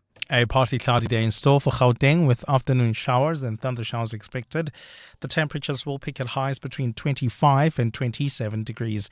The top story in EWN this hour, former Ekurhuleni City Manager Imogen Mashazi has considered that she failed to take action against suspended EMPD Chief Isaac Mappiaye. EWN, in touch, in tune and independent. For the latest, visit ewn.co.za or download the EWN app. You're with Clement Manyathela on 702. Let's walk the talk. Streaming on the Prime Media Plus app. DSTV channel 856, 92.7 and 106 FM.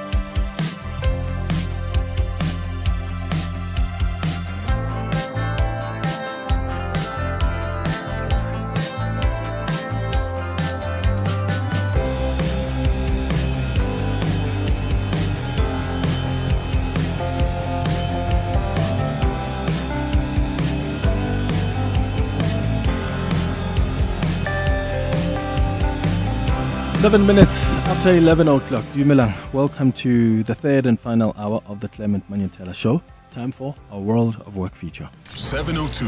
World of Work. Today we're discussing interview ghosting and how to handle it on our World of Work feature. Have you ever done an interview and you thought you got the job and then you just never got called back?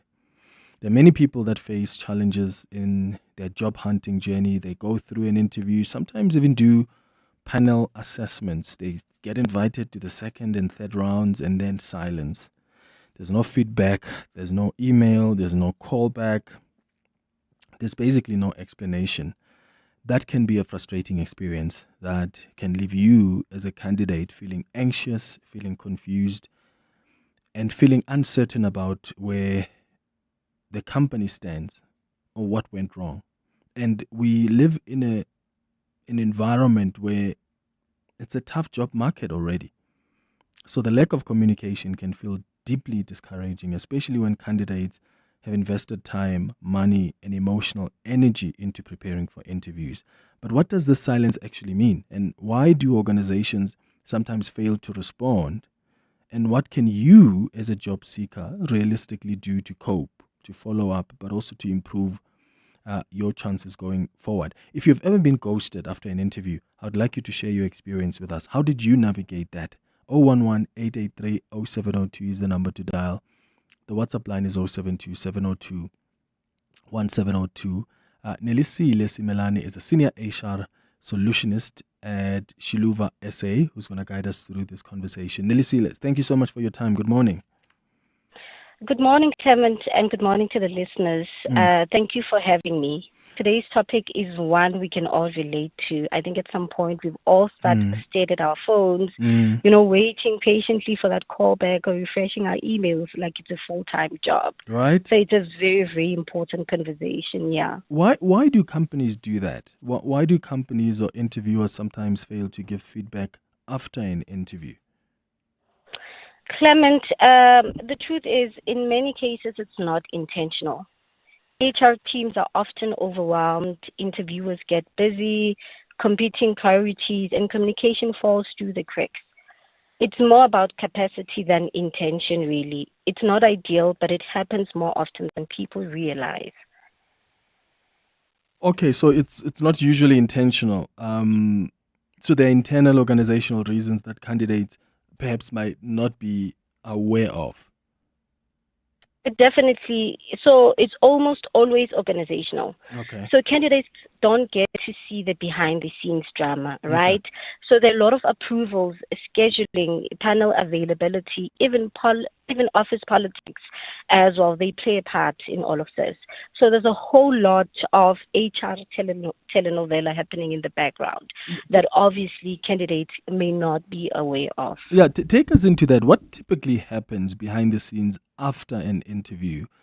I mean, I suppose I get it to an extent that if the company is interviewed, let's say like 50, 40 or 20 people, it's quite a task to email every single one of them and say, hey, sorry, but you were not able to. I mean, but there are instances where there was only like the top 4, for instance, and the top 3 went into the second and the final rounds. I mean, that's not going to take you even 30 minutes to just respond and send them emails individually, the 3 of them. So what is it that actually often happens behind the scenes after an interview?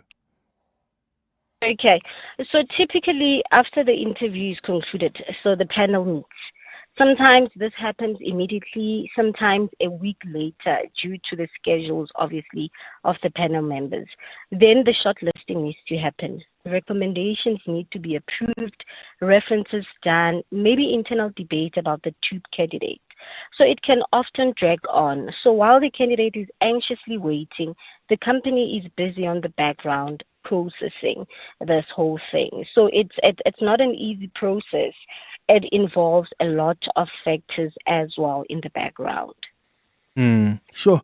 So what do we do then? Because sometimes this hits at your confidence when you have waited and waited and waited and you thought you aced it and you made it to the final round. You were so confident, but you don't hear back from them. So is it better to call them, to email them? Because you also don't want to look, because we're often told don't look desperate. And Yeah, so people yeah, just don't true. know what to do. What's the best way to respond? Okay, Because we all so want closure at some point, don't we?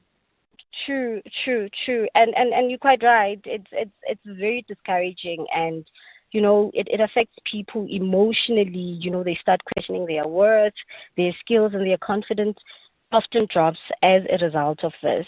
But it's okay to follow up. A polite follow-up email about 5 to 7 days after the interview is perfectly reasonable. So you want to keep it short, just thank them, reconfirm your interest, and ask about the next steps. It's important to ensure that you keep it short and professional as well. Okay, so Yeah. keep it short, keep it professional. But Yes. what emotional or psychological impact does this silence have on the job seekers themselves? Sure, it's very very emotional, and it's emotionally taxing and exhausting. It takes a toll on one's emotional needs as well, because obviously the silence is very discouraging. And people start to personalize it. We see this a lot with job seekers. They start to personalize it. People start feeling as if they're not adequate enough. Their skills, they start questioning their skills. It often then affects their confidence. Their confidence drops. Some even stop applying at all because it's emotionally exhausting to be in this whole process. Yeah, yo. Okay, so let's take some calls now from our listeners who have had experiences in this on 011-883-0702. You can send your WhatsApps, by the way, as well on 072-702-1702. Have you been ghosted after an interview, and how did you deal with it? And yes, as Nelisile says, you can follow up, be professional, keep it short and sweet. But what is the correct and professional way for you as a candidate to even follow up after an interview? How often should you do it? Is once enough? How do you find the closure? Those things can really get tricky for us. Your experiences, voice notes coming through on 072-702-1702. Good morning, Clement, and the 702 listeners. I would like to remain anonymous. About the interview ghosting, I've actually just this morning I woke up and sent a follow-up email asking Kanti what's going on. I went for an interview about 2.5 weeks ago, and I was so good that they asked, why didn't you apply for the post of the manager that you'll be reporting to if you get the job? And that's basically how good it was. So the following week, they asked for references. They did a background check. And then last week, it was just silence the whole week.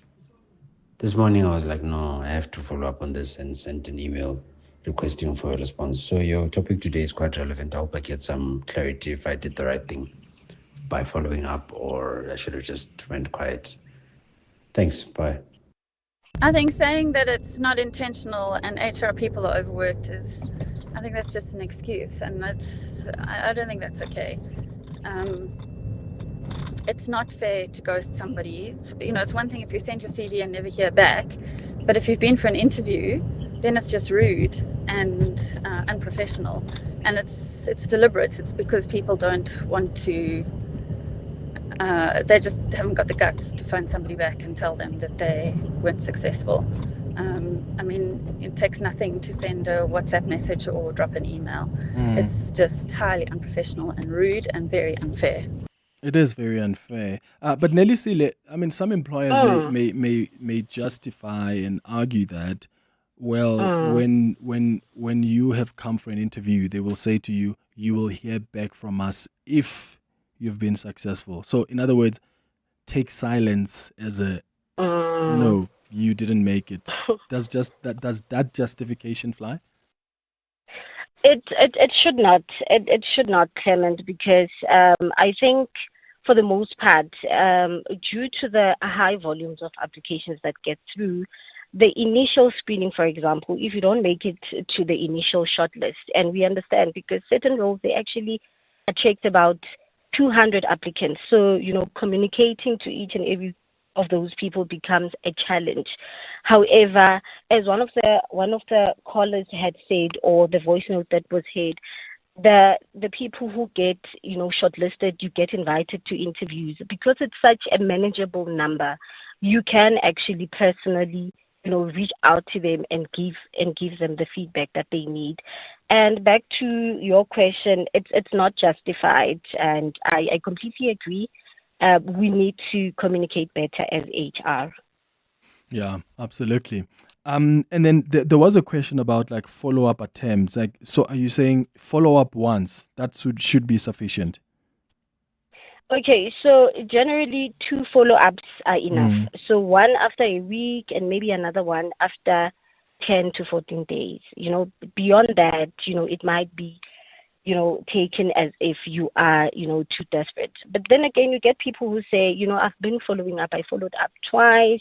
What do I then do? And, at some point, usually if you do not get a response after the 2 follow-ups, then it's usually safe to assume that the process has moved on. And at that point, the healthiest thing a candidate can do is just to shift their energy to other opportunities as well. Is it appropriate to politely ask for feedback, even if as a candidate you didn't get the job?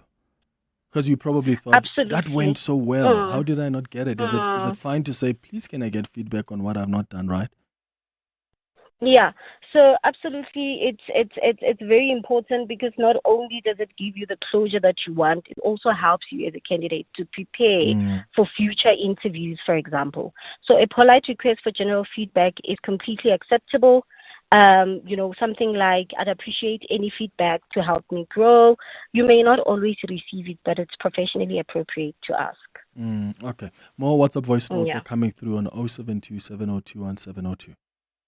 Good morning, Clement, the team. Yeah, I've been ghosted and I did make a follow-up there. And the most difficult thing when the person on the other side is the one interviewing you, telling you, say, you know what, Andile, the problem is your age. You match everything. The problem is the age. How does one overcome that? Andile and breaking down. Morning, Clement. The Human Resource Department, it is the human department. It is the human capital. Communication should be at the center of it all, Clement. I'm not for the idea that someone has to sit there and they forgot to send a mail to say, no, this candidate was unsuccessful. Everything can be automated, Clement. I mean, especially if the application process is automated, it simply means that those pool of individuals that do not or did not make the cut, with a click of a button, Clement, they can be sent emails. So for a minute, I'm not even buying the fact that, a department is overwhelmed, because of high unemployment rates and so on and so on. Come on. There's ways to do this, and communication should be at the heart of it.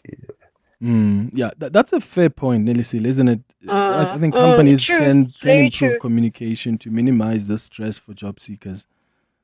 Very true, and that's why we're seeing a lot of companies are actually moving towards the automation part, where I think that automated response to say, unfortunately you didn't get it, is probably better than the complete silence where you keep people wondering whether they got the job or not. So definitely automation is one of the things that companies can actually look at to improve the communication and close the communication loop. Yeah. Hi, Clement. I know of a friend of mine who went to an interview. He went for online interview first. Second round, he was called into the office. Third round, he was called for a quick chat with the HR. They spoke about working hours and things like that. And they told him, keep your phone close. We will be in touch. It was almost a done deal, because if you're asking me about working hours and working conditions, I mean, the assumption is that all that's left is for the offer to come, which never came. This was in mid-October. We got to end of November, no response whatsoever. He sent a follow-up email. He said, I'm just checking. I'm still interested in the job. No response. It's 2 weeks now, no response. No response, I mean, what do you make of that? What is this person supposed to feel? Because they're desperate for a job and they've just been ignored, literally. Thank you. Yeah, HR managers can do better. Hey, Clement, when you're here talking on the end of HR, not really as a candidate, we need to do better by people in terms of giving feedback. And unfortunately, sometimes other professionals find themselves working in organizations that do not even have systems to assist in that regard, and line managers who don't really understand the concept of candidate experience on the importance of giving feedback. You find HR following up a number of times with the line manager, and they are just being about the bush, taking their own sweet time, being undecided, putting vacancies on hold, resuming vacancies. It also is frustrating on the HR professional side as well. But I think it's an opportunity for us to do better and to educate our clients as hiring managers better. Dumela Clement and your guest. I once went for an interview in the northern suburbs, and as one does, I'd done my homework on the company that was interviewing me, the kind of work they do, some of the campaigns that they've been involved in, and had this amazing interview where, I was literally introduced to some of the staff. I was shown around the building, answered all the questions. And when your interview almost turns into a conversation where you feel like you're on the same page as the other person. And I didn't get the job. I don't ever remember getting a call or feedback or nothing. And it leaves you in a state where you start second guessing yourself and wondering, what did I do wrong? And yet all the indications are that it was a great interview. I mean, that can be so confusing. Elisile, there are many people that have gone through interviews that were almost perfect. Where you get introduced, they even take you through the building. They show you where you would potentially be positioned. This would be your office. It's just gone so well for everybody else. You can sense the energy, and yet they just disappear. Just like that. Yeah, it does. It does. And it introduces another dynamic that, most candidates might not be aware of. So, while the process is ongoing, there are big things or big factors that come into play in the organization as well. So things like budgets, get frozen, the structures change. Someone might resign, and a new need might arise, and suddenly the role that you interviewed for doesn't look the same. And, HR can't communicate until decisions are final. So there are instances where HR is also waiting on the on the hiring managers, on the decision makers, so that they can also, communicate to the candidates. So there's a lot that often, goes into the background. But, unfortunately, HR would obviously, get blamed for it. But yeah, there are quite a lot of organizational factors that happen in the background. But I agree, there are lots and lots of opportunities for improvement within HR, within the organizations, and within hiring managers as well. What's your advice to someone listening to us now who feels like they're always being ghosted after interviews? Maybe they've gone through 3 different ones or 2, whatever the number, and they've just been ghosted. Okay. So for me, it's, please don't take it personally. It's easy to personalize it, but that's the worst thing that you can ever do. So it happens to amazing, talented people every day. The hiring process is influenced by many factors, as we had already mentioned, which had absolutely nothing to do with your ability. So follow up politely, learn from every interview, keep building your confidence, and keep going. The right opportunity always comes. Sometimes silence is just preparation, for the coming opportunity. More WhatsApp voice notes. Hi, Clement. You know what? My son-in-law, I'm gonna remain anonymous. My son-in-law applied for a job in one of these big institutions, financial institutions. He went for an interview. They said he must track his application, and every time he tracked it, he could see that there's progress. But 4 months or 6 months down the line, I can't even remember. It took so long. I even said to her, this is not possible. Maybe you should just try something else. And then after that 4 months or 6 months, like I said, I can't remember, they said the company did away with the position. So you can imagine waiting for so long, and then the next thing they say, the position was done away. It became redundant while you're waiting. But he was tracking it like every week, and every week there was progress and progress. But I don't know what progress was that. Thank you. Bye-bye. Hi, Clement. Chantal here from Alberton. What an interesting topic. I'm going to weigh in because my professional designation is that of a recruiter. I've worked in financial services for over 10 years, and on average, it takes us about 60 to 90 days to fill a role. So when we are filling one vacancy, we could interview like more than 5 to 10 candidates because we are trying to find the best skill in the country for that specific vacancy. The last thing I want to do is decline a candidate who could potentially be the successful person for the role prematurely. So we keep you in the pipeline, we keep you in the wings, just in case we don't find what it is that we were, essentially looking for, but we do come back to you with good news. So that often is the reason why. It's because we are interviewing multiple people at a go, and we don't always have the feedback within a week or two of interviewing you. I usually give my candidates the feedback that they need as and when we go through the process. But I mean, we're managing about 40 to 50 vacancies at a go. So yeah, that's just my way in on the process. Chantal in Alberton.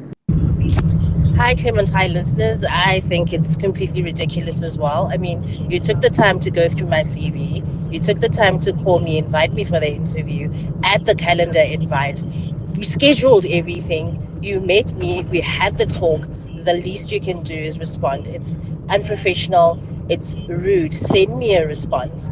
I've been ghosted quite a couple of times. There was a time when I went through 3 rounds of interviews and I never heard back from them. It's quite disheartening, discouraging, and you end up thinking, do I really want to move from where I am to go to a place where people are treated like this? Thanks for the show. Yeah, it really, you end up thinking that. You end up thinking, is this where I want to go if people are treated like that? Nelisile Simelani, thank you so much for speaking to us, and thank you for some advice that you've given to some of our listeners who are or have gone through interviews where afterwards they were just ghosted. Nelisile is a senior HR solutionist at Shiluva SA. That takes us to exactly 11:30. Let's get the latest in Eyewitness News headlines. Good morning.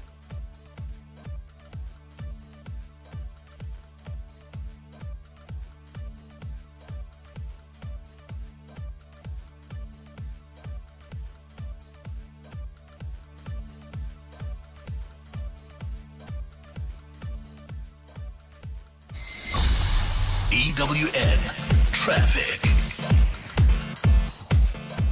Well, traveling on the N3 North, we still have got those delays approaching the Baklu interchange, and that's due to those long-term roadworks that are taking place along the route. So please be on the lookout there and drive with care. We also have got delays reported on the M1 North due to more roadworks that are taking place approaching the Baklu turnoff. So please be on the lookout there and approach with care. Then traveling towards Sunny Hill, we've got an accident reported on the N1 North. That's right near Rivonia Road. Delays right at the Rivonia Road turnoff. Please approach with care. If you are traveling towards the city of Tshwane, we've got a slight backup reported really along the R21 North approaching the Flying Saucer interchange. And then there's also slow moving traffic reported along the N17 East. That's in the Boksburg area, and that's due to roadworks as well. So please be on the lookout there and expect about a 20-minute hold up. If you can, try to avoid these roadworks by using the N12 west or rather east towards areas like Boksburg, Actonville, as well as Pinoni. Otherwise, that's your last traffic update from me. Mo Ramela Karabujali will have your next traffic report at the top of the hour onwards. Stay tuned. There's more EWN on air, online, and on the EWN app. John Perlman. Weekday afternoons, 3 to 6. A lot of people can say they found themselves basically entrapped in a process of debt review that costs them money and also has implications for their credit status. What is the role of the NCR in getting people out of those situations, or are we barking up the wrong tree by expecting you to sort it out? Certainly not. The NCR has a big role to play, especially where we are responsible also to look at market trends and those that are affecting especially the consumers that we protect under our National Credit Act. John Perlman. 3 to 6 on 702. You've heard the songs, but until you've seen it live, you haven't experienced the magic of cats. Coming to Monte Casino from 17 January until 22 February, it's the memory shared by millions. Book now at Web Tickets. Brought to you by Peter Turin and GWB Entertainment. So, Timms, what will you say? Is Bongs more of a sports betting man or a casino player? Doesn't matter what I think. Fact is, whatever he chooses, he's got a chance to scratch and win. What do you mean? Betway Scratch is back, bigger than ever, and giving everyone the chance to beg a share of a guaranteed 1.5 million rand in daily prizes, along with 4 brand new cars. Whoa, it's the season of scratching and scoring. Only at betway.co.za. Betway is licensed by the Mpumalanga Economic Regulator. No persons under the age of 18 are permitted to gamble. NRGP counseling line 0800 006 008. All events are fixed odds betting games. The Maibuye Africa concert, the rebirth of Ubuntu, returns for one unforgettable night only. Simpiwe Dana, Judith Sepuma, Malay, Langa Mavuso, Elvis Blue, and Sipho Hotsticks Mabuse, backed by a 20-piece orchestra conducted by Grammy Award winner Joe Arthur, curated and produced by the visionary Billy Monama, Opera House State Theatre, Pretoria. Saturday, 6 December 2025 at 7:30 p.m. Tickets from 350 to 1,000 Rand at Web Tickets. Proudly supported by the Department of Sports, Arts and Culture, Brand South Africa, Castle Milk Stout, and 702. The Money Show. Weekday evenings at 6. An announcement from the KwaZulu-Natal Premier that people with money in the financial institution Itala will be able to get their money out before Christmas. Just explain to me why you need to borrow money to pay depositors who deposited money at Itala. Let's assume, for argument's sake, in the banking environment, we had to call in all the loans. It's just short of 2 billion rand. We then would not have had to borrow the money. We would have been some 200 million short. Francois Rogers, MEC for Finance in KZN. The Money Show on 702. Let's walk the talk. The Money Show, Stephen Curtis, is brought to you by ABSA CIB. Invested in your story because your story matters. ABSA is an authorized FSP and registered credit provider. 702. Health and Wellness. 11:35, time for our health and wellness feature. And today we are discussing the benefits of bathing versus showering for health and mental, for health benefits. Are you more of a shower person or are you a bath person? Yeah? So I like showers.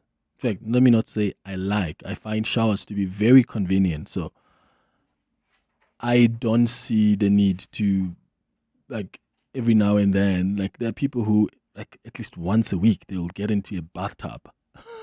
Like, where do you get the energy for that? Like, you have to run the bathtub and then you have to clean the bathtub afterwards. And I just find that that's so much work because you can just get the same benefit when you get into the shower, at least in my view. But I'm not the expert here. Our guest will tell us what's better. I want you to tell me, though, are you a type of person that prefers a bathtub, or you are okay with getting into a shower, you're out of there in about 8 minutes and you're clean, you're good to go? Are you like me? You prefer a shower, or do you prefer a bathtub, and why? We're having this conversation because we want to talk about what's more healthier. Because apparently, believe it or not, bathing can improve your heart health. When you're using the bathtub, it can help you breathe easier. Your brain and nervous system can benefit from bathing when you're using a bathtub. But listen, as I say, I get all these benefits from showering, but I'm not an expert. So let's hear from Keshni Mati, who is the founder of The Wellness Specialist. And I'll take your calls on 011-883-0702, your WhatsApps as well on 072-702-1702. Keshni, thank you so much for making time for us. Good morning. Good morning, Clement, and happy Tuesday. Thank you so much for having me. From a well-being standpoint, what are the key differences between soaking in a bathtub and standing under a shower? I loved your explanation at the beginning when you were explaining your preferences. And it does actually tell us a lot about a person, by whether they prefer a bath or a shower based on their personality, right, and their energy. So just to give you a little bit of an overview. So actually a bath and a shower, they send very different signals to the brain. So if you think about a bath, like you mentioned, it's a whole body experience, right? There's a warmth and there's actually a steady pressure in terms of the water that's around you. Now, what that pressure does is, and what that immersion sitting in a bath does is, it increases what we call the parasympathetic activity in your brain. We know that, or most people know it, as the rest and digest response. So it does calm you down. Your muscles relax, your breathing slows, and your brain receives the signal of safety. It says you're safe and you are contained. So people who are overwhelmed when they get into the bath, they usually say it feels like I'm being held by the water. Oh. And so it's a soft reset, right? 10 minutes in a bath can feel like a soft reset. Now, for a shower, which I know you're a fan of, this gives us rhythmic. So it's rhythmic because the water's falling on your body. And it's also dynamic sensory input, which is different. You experience the sound of the water, the falling water on your body, gives you changing pressure. So it's not as consistent as the bath water which surrounds you. Now, this helps reorientate attention. It's also producing a faster sensory reset. It's still resetting, but on a quicker level. So we always say if you're about to go into an interview or you need to shake off the residue of a tense meeting, a shower is usually a quicker way and a more practical tool for you to reset and become realigned. But it's a different kind of energy feeling that you get when you step out of the shower as you do with a bath. Geez, that's fascinating. I've never thought of it like that. So what evidence do we have, though, that bathing, when using a bathtub, that can help reduce stress? Because that's what some people believe. Yeah, so look, I can talk about it from a behavioral and a physiological study research side, right? But I can also say to your listeners that what I'm about to tell you, it might impact you, it might resonate with you, or it might not. It is personal preference. However, what the studies show us is that warm water immersion is associated with markers of this shifting. Your body is shifting out of this constant vigilance that we have. So if you're the type of person that is constantly aware, a little bit anxious about their surrounding, bathing definitely and warm water definitely assists with that. It also lowers your heart rate, which means if you're feeling particularly anxious, this helps. So how this practically looks is that it reduces your perceived stress, and we know that real stress and perceived stress has the same impact on your body and your mind. It also results in a calmer mood, the research tells us, and better ability to really think clearly after a soak. And people don't realize, the benefits of it because nobody actually checks how was I thinking about this issue before I stepped into a bath versus after. And importantly, and very important to note, that there's a lot of benefit that comes from the combination of the warmth and the buoyancy and also the ritual or the routine. You were mentioning putting on the water, running the bath. But if you combine that with a breathing exercise, when you combine it with an intentional counting your steps as you walk into the bathroom, then that water immersion plus intent has really huge benefits in terms of feeling less edgy during your stressful weeks. And it also, to a certain degree, it lowers your baseline arousal. That means when you wake up in the morning, you're not going to feel as stressed as you did yesterday if you incorporate a warm bath into your nighttime routine. Yeah. This is so interesting, Keshni. For me, the biggest thing is always that I just don't have the time to be running a bathtub. that takes a lot of time. I must come and constantly check, okay, is the water warm enough? Is it not too hot? And then you get in, soak in, which is great for those couple of minutes until the water gets cold again. And you need to readjust. And then the worst for me is when I'm done, I need to wash that bathtub. Like, that's a lot of work. All I needed to do is to be clean. And if I can do that and get that exercise done in about 6-8 minutes in the shower, why would I want to dedicate 30-40 minutes to soak in if I don't have time? Well, this is the thing. I mean, look, 5 to 15 minutes in comfortable water is already going to nudge your nervous system towards calm, right? We know that. Yeah. And here's the thing. You were talking about hot versus cold. There's actually evidence to say that when we go from a warm bath and it turns into cold, that disruption in the temperature also assists you. So there's benefit in sitting in the bath until it goes a little bit cooler, right? Now, when you're talking about the routine, well, if you're rushing through the process with the intention of having the bath, it's going to add more stress to you. But if you incorporate the routine as a way to self-regulate before you get into the bath and make it about systematic, calm movements, so you're turning on the water and you're going to do something else. Maybe you're making a cup of tea. You're not going to notice that the water is rising, right? When you're checking the temperature, you're checking it not just for comfort, but also for a little bit of a shiver or a little bit of a signal in your body, like goosebumps, that this is going to be a good bath. It adds that value and it adds that excitement. If you don't have enough time, then don't do it in those moments. Rather put it aside to when you do have enough time so you can savor it, such as in the evening, right? When you should be calming down and focusing more on Or yourself. maybe on Friday nights. I mean, do I have to do it every day? Evening. You don't have to do it every day. No, absolutely not. Okay. Well, how often? What would you advise is maybe a better time to do it? Can I do it once every month? Once every week? Well, yes. Please say once every month. I every would 2 months. I would not recommend that you clean your body once every month. No, not the body. But I mean, if I can shower every day, twice a day, and I want to get the benefits that you've just explained, which I think are so important. I want to get into a bathtub to experience all of that and get the health benefits that come with that.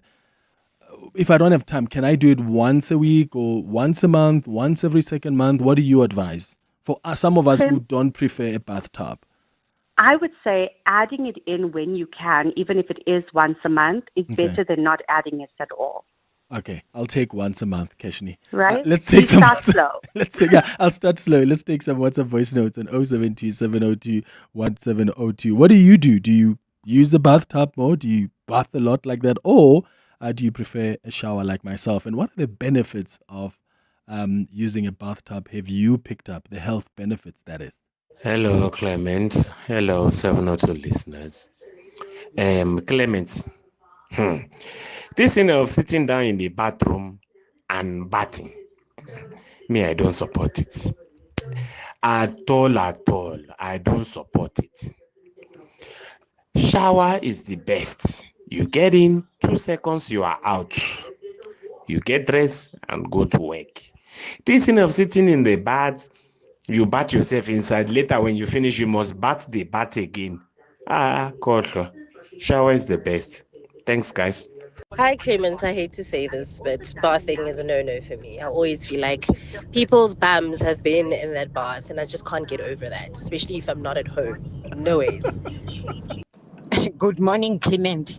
How I hate a bathtub. I bath once a year.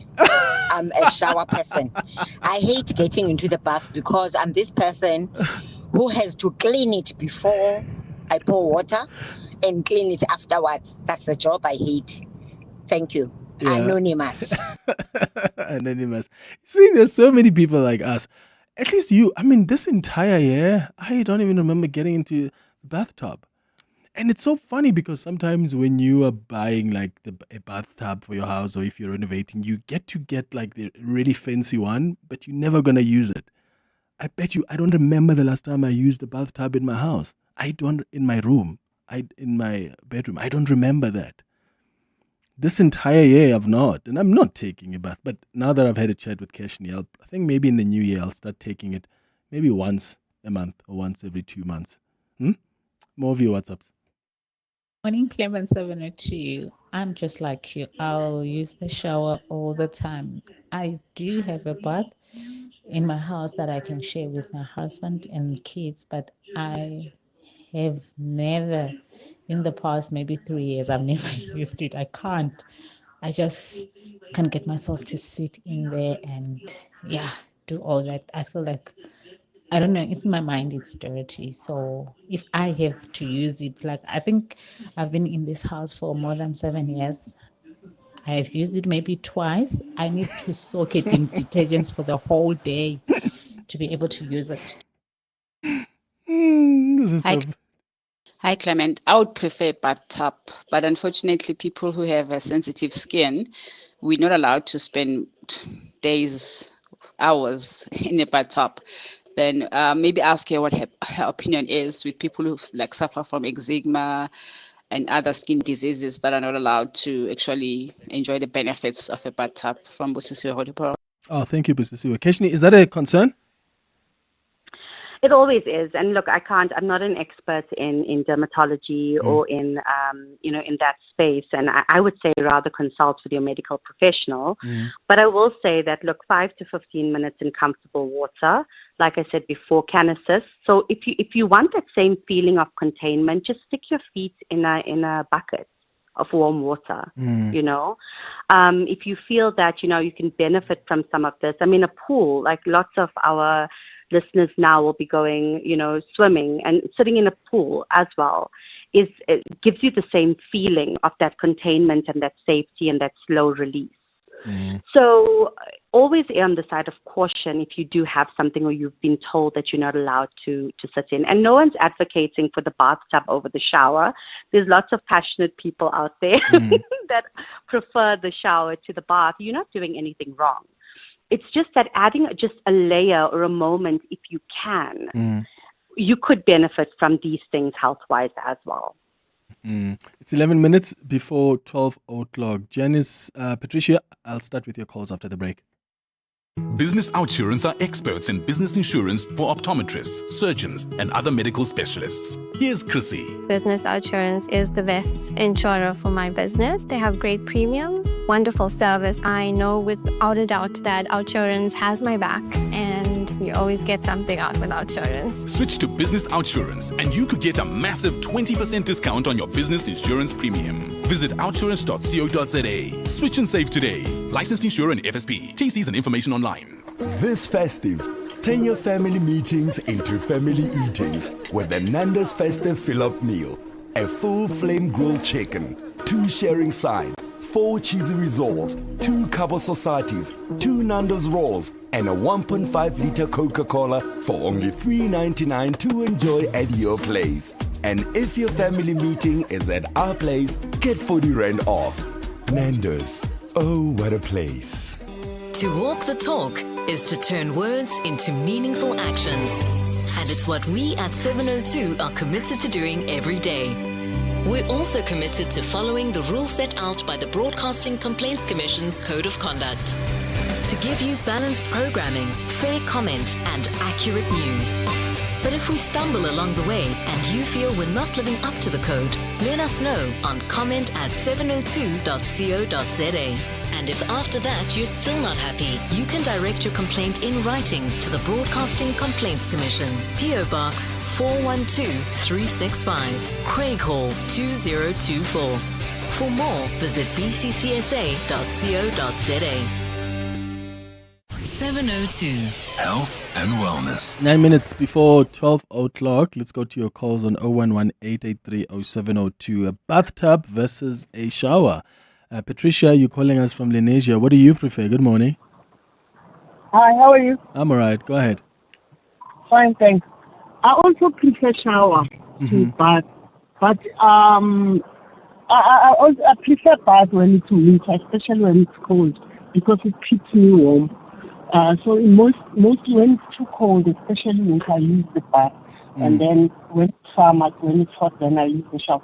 And I want to ask people who say they don't prefer bath because you have to clean it. Who said the shower is not clean? Who said that? Because those are classes, you must clean them. I clean my shower every time. Every after bath, I clean my shower. Yeah. All three, sides. You must clean them. That's why most of the showers are so dirty. You must clean them. It's glasses. Thank you. Yeah, thank you, Patricia in Lenesia. Ooh, so passionate about her bathtub, eh? Janice, you're in Pretoria. Good morning. Hi, Clement. Hey. Yeah, Clement, I'm a little bit, the last lady said she's the first one who said that she cleans the shower. Yeah. I don't shower because I notice lots of people don't do clean showers. And when on occasion I do clean the shower, it's more work than washing the bath because you clean the towels, you clean the glass, Yes. and you clean the floor. And not only that, it's the foot diseases that you get from these athlete's foot and whatever that you get from the showers as well. When I do go away and there's a shower, I take my rubber slops so that I don't stand on those towels. So, yeah, bathing is much better for me, far more cleansly and far more relaxing. Keep your dirty showers with your dirty feet and whatever else you find, and the dirt on the tiles and the dirt on the whatever, the soap, whatever. Yeah, keep your showers for yourself. I'm not interested. You'll keep your bath. All right, Janice in Pretoria, who prefers a bath there. Keshni, just as we prepare to wrap up, you mentioned, of course, the health benefits that come with taking a moment to soak yourself in water. Just explain once again for instance, there's a listener who sent a message and says, I suffer from depression. I normally have so much on my mind. And I do think that what Keshni is saying may work if I soak myself in water. From what cases you've dealt with, your observation, for someone like that who just wants to relax and it's almost like you want to use that as a moment of meditation, is that what you can use that moment for when you get into the bathtub? Absolutely. And again, it can have different effects in different people. So for some people, sitting in a bathtub will bring on the emotions. For others, it will calm them down, right? So I would say, try it out and see if it does give you a moment of feeling like you are, contained in a little cocoon, you feel safe, you're able to vent, you're able to feel, you're able to think and process, fantastic. You can also play around with the temperature of the water. So for some people, they prefer lukewarm water. For others, it's a warmer water. For others, it's a cold water bath, just to reset the parasympathetic system. And that usually takes you out of those huge emotions that you're feeling and brings you to a point of okay, I can breathe again. What I will say, though, is it's not the water itself, whether it's showering or bathing, that has the impact. It's what you're doing while you're in the water. Whether you're in the shower, if you're in the shower and you're thinking about stressful thoughts, you're walking out of the shower without the benefits of a cold shower. The same thing with the bath. So when you're sitting in that bath, what are you surrounding yourself with? Is it music? And by the way, don't put that near the bathtub. Is it a nice smell? Are you counting? Are you breathing? Are you praying? What exactly are you combining that with? And what is the impact? If it's intentional, I just want to be clean, it's a completely different energy to, I'm going to use this moment of hygiene to also be able to improve my mental health and my well-being as a whole. Be intentional about it. Yes. Keshni Mati, founder of The Wellness Specialist, thank you so much for chatting to us. Let's wrap up with some of your WhatsApps. Hi, Clement. I would prefer bathtub, but unfortunately, people who have a sensitive skin, we're not allowed to spend days, hours in a bathtub.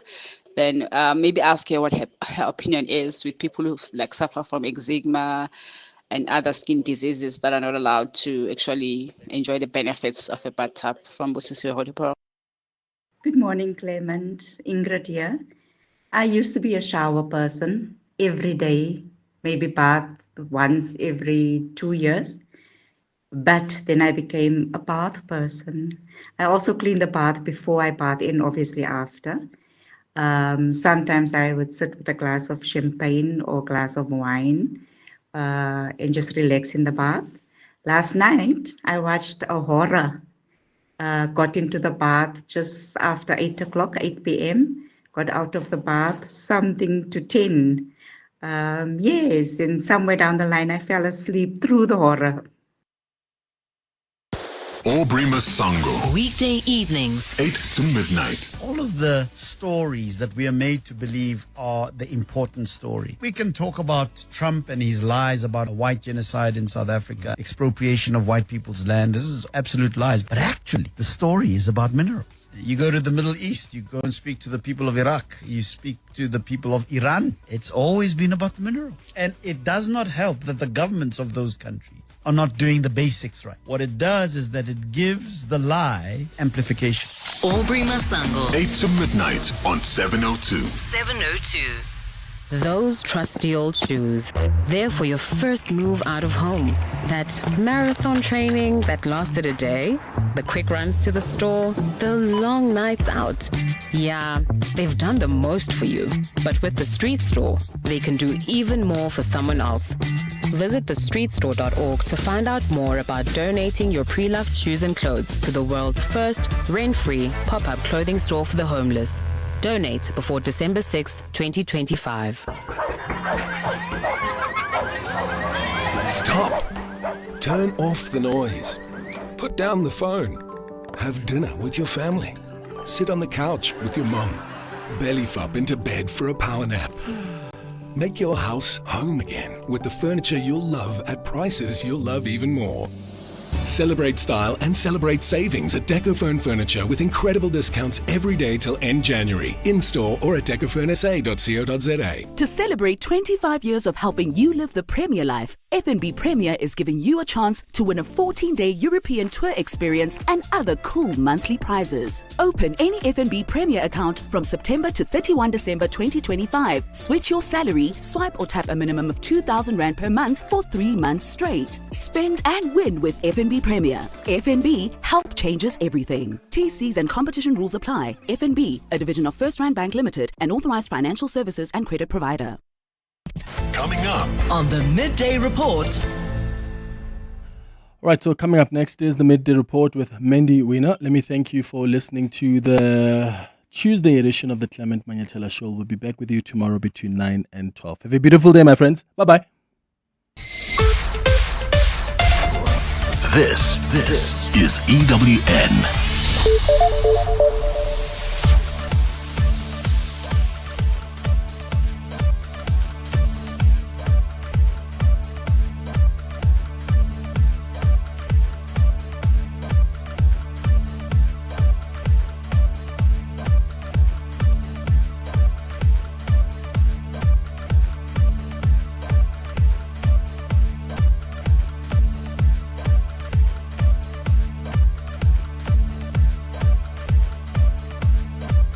Good morning, I'm Natalie Malchas. Johannesburg Mayor Dada Morero has breathed a sigh of relief after the motion of no confidence against him was withdrawn. The motion, originally filed by the Al Jamaah Party and seconded by minority parties UDM and ATM, was meant to be heard in council today. Although those smaller parties form part of the ANC-led coalition, they said they had lost confidence in the mayor, but they've now opted to address their grievances with Morero outside council chambers. Alfara Mashwana reports. Last night, the ANC-led coalition in Johannesburg met to discuss, among other matters, the motion of no confidence against Mayor Dada Morero. At the meeting, the minority parties agreed to withdraw the motion and instead set up a round-table discussion to address their grievances with the mayor. The motion was raised by parties within the coalition who say their discontent is not with the ANC itself, but with its leader in the city. UDM councillor Yongama Zikebe outlines why they chose to pull the motion at the last minute. So those are some of the things that other partners rest to say, yes, we feel your pinch, we feel your pain, but at the same time, let us have a way instead of a motion that we can find going forward. It's the second vote of no confidence in the mayor this year. 6 months ago, Morero survived one sponsored by the Democratic Alliance. Alpha Ramshwana, Eyewitness News, Johannesburg. Former Ekurhuleni city manager Imogen Mashazi has conceded she failed to take action against suspended EMPD chief Isaac Mapuyeye. Mashazi's continuing her testimony before the Madlanga Commission of Inquiry in Pretoria today. She's admitted she sat on a panel to appoint Mappier as Chief of Police in 2020. Despite having allegedly received numerous complaints of sexual harassment and abuse by EMPD female officers against him, Mashazi claims she never made the panelists aware of these allegations. I failed to discipline Chief of Police in terms of council processes and the code of conduct for senior managers. I also accept the fact that I failed to play an oversight role on him as an HOD. In the court, the Johannesburg High Court has found 2 of 3 apartheid-era police officers guilty of the murder of student leader Caiphus Nyoka. Leon van der Berg, Abraham Engelbrecht and Pieter Stander were standing trial for the 1987 murder, but the court has acquitted van den Berg, finding that the state failed to prove its case against him beyond reasonable doubt. Nyoka was murdered in his Davidton home in 1987. Judge Mohammed Ismail handed down judgment a short while ago. We'll have more on that story in later bulletins. Staying in the courts, the prosecution in the high-profile trial of alleged underworld gang boss Nafees Modak has argued there's more than enough evidence to prove Modak plotted the murder of anti-gang detective Charles Kinnear in Cape Town. The incident forms part of 122 charges Modak, along with 14 others, face in the Western Cape High Court. Carlo Peterson has that story. Evidence presented yesterday shows Zane Killian sent messages to at least 8 numbers saved under variations of Nafees Modak's name while tracking slain top cop Charles Kinnear. It's the state's case Killian used the saved contacts along with 1 unsaved number to communicate with Modak while they plotted Kinnear's murder. State prosecutor Greg Vormeran says Killian shared information about Kinnear to 4 of the contacts. I understand Killian's evidence. He believed that with all these names, he believed he was communicating with you. You said he wasn't sure he was on the other side. Vormeran says the state will produce a list of objective facts for the court to infer Modak planned Kinnear's murder. Carlo Peterson, Eyewitness News. Workcar residents say they're concerned about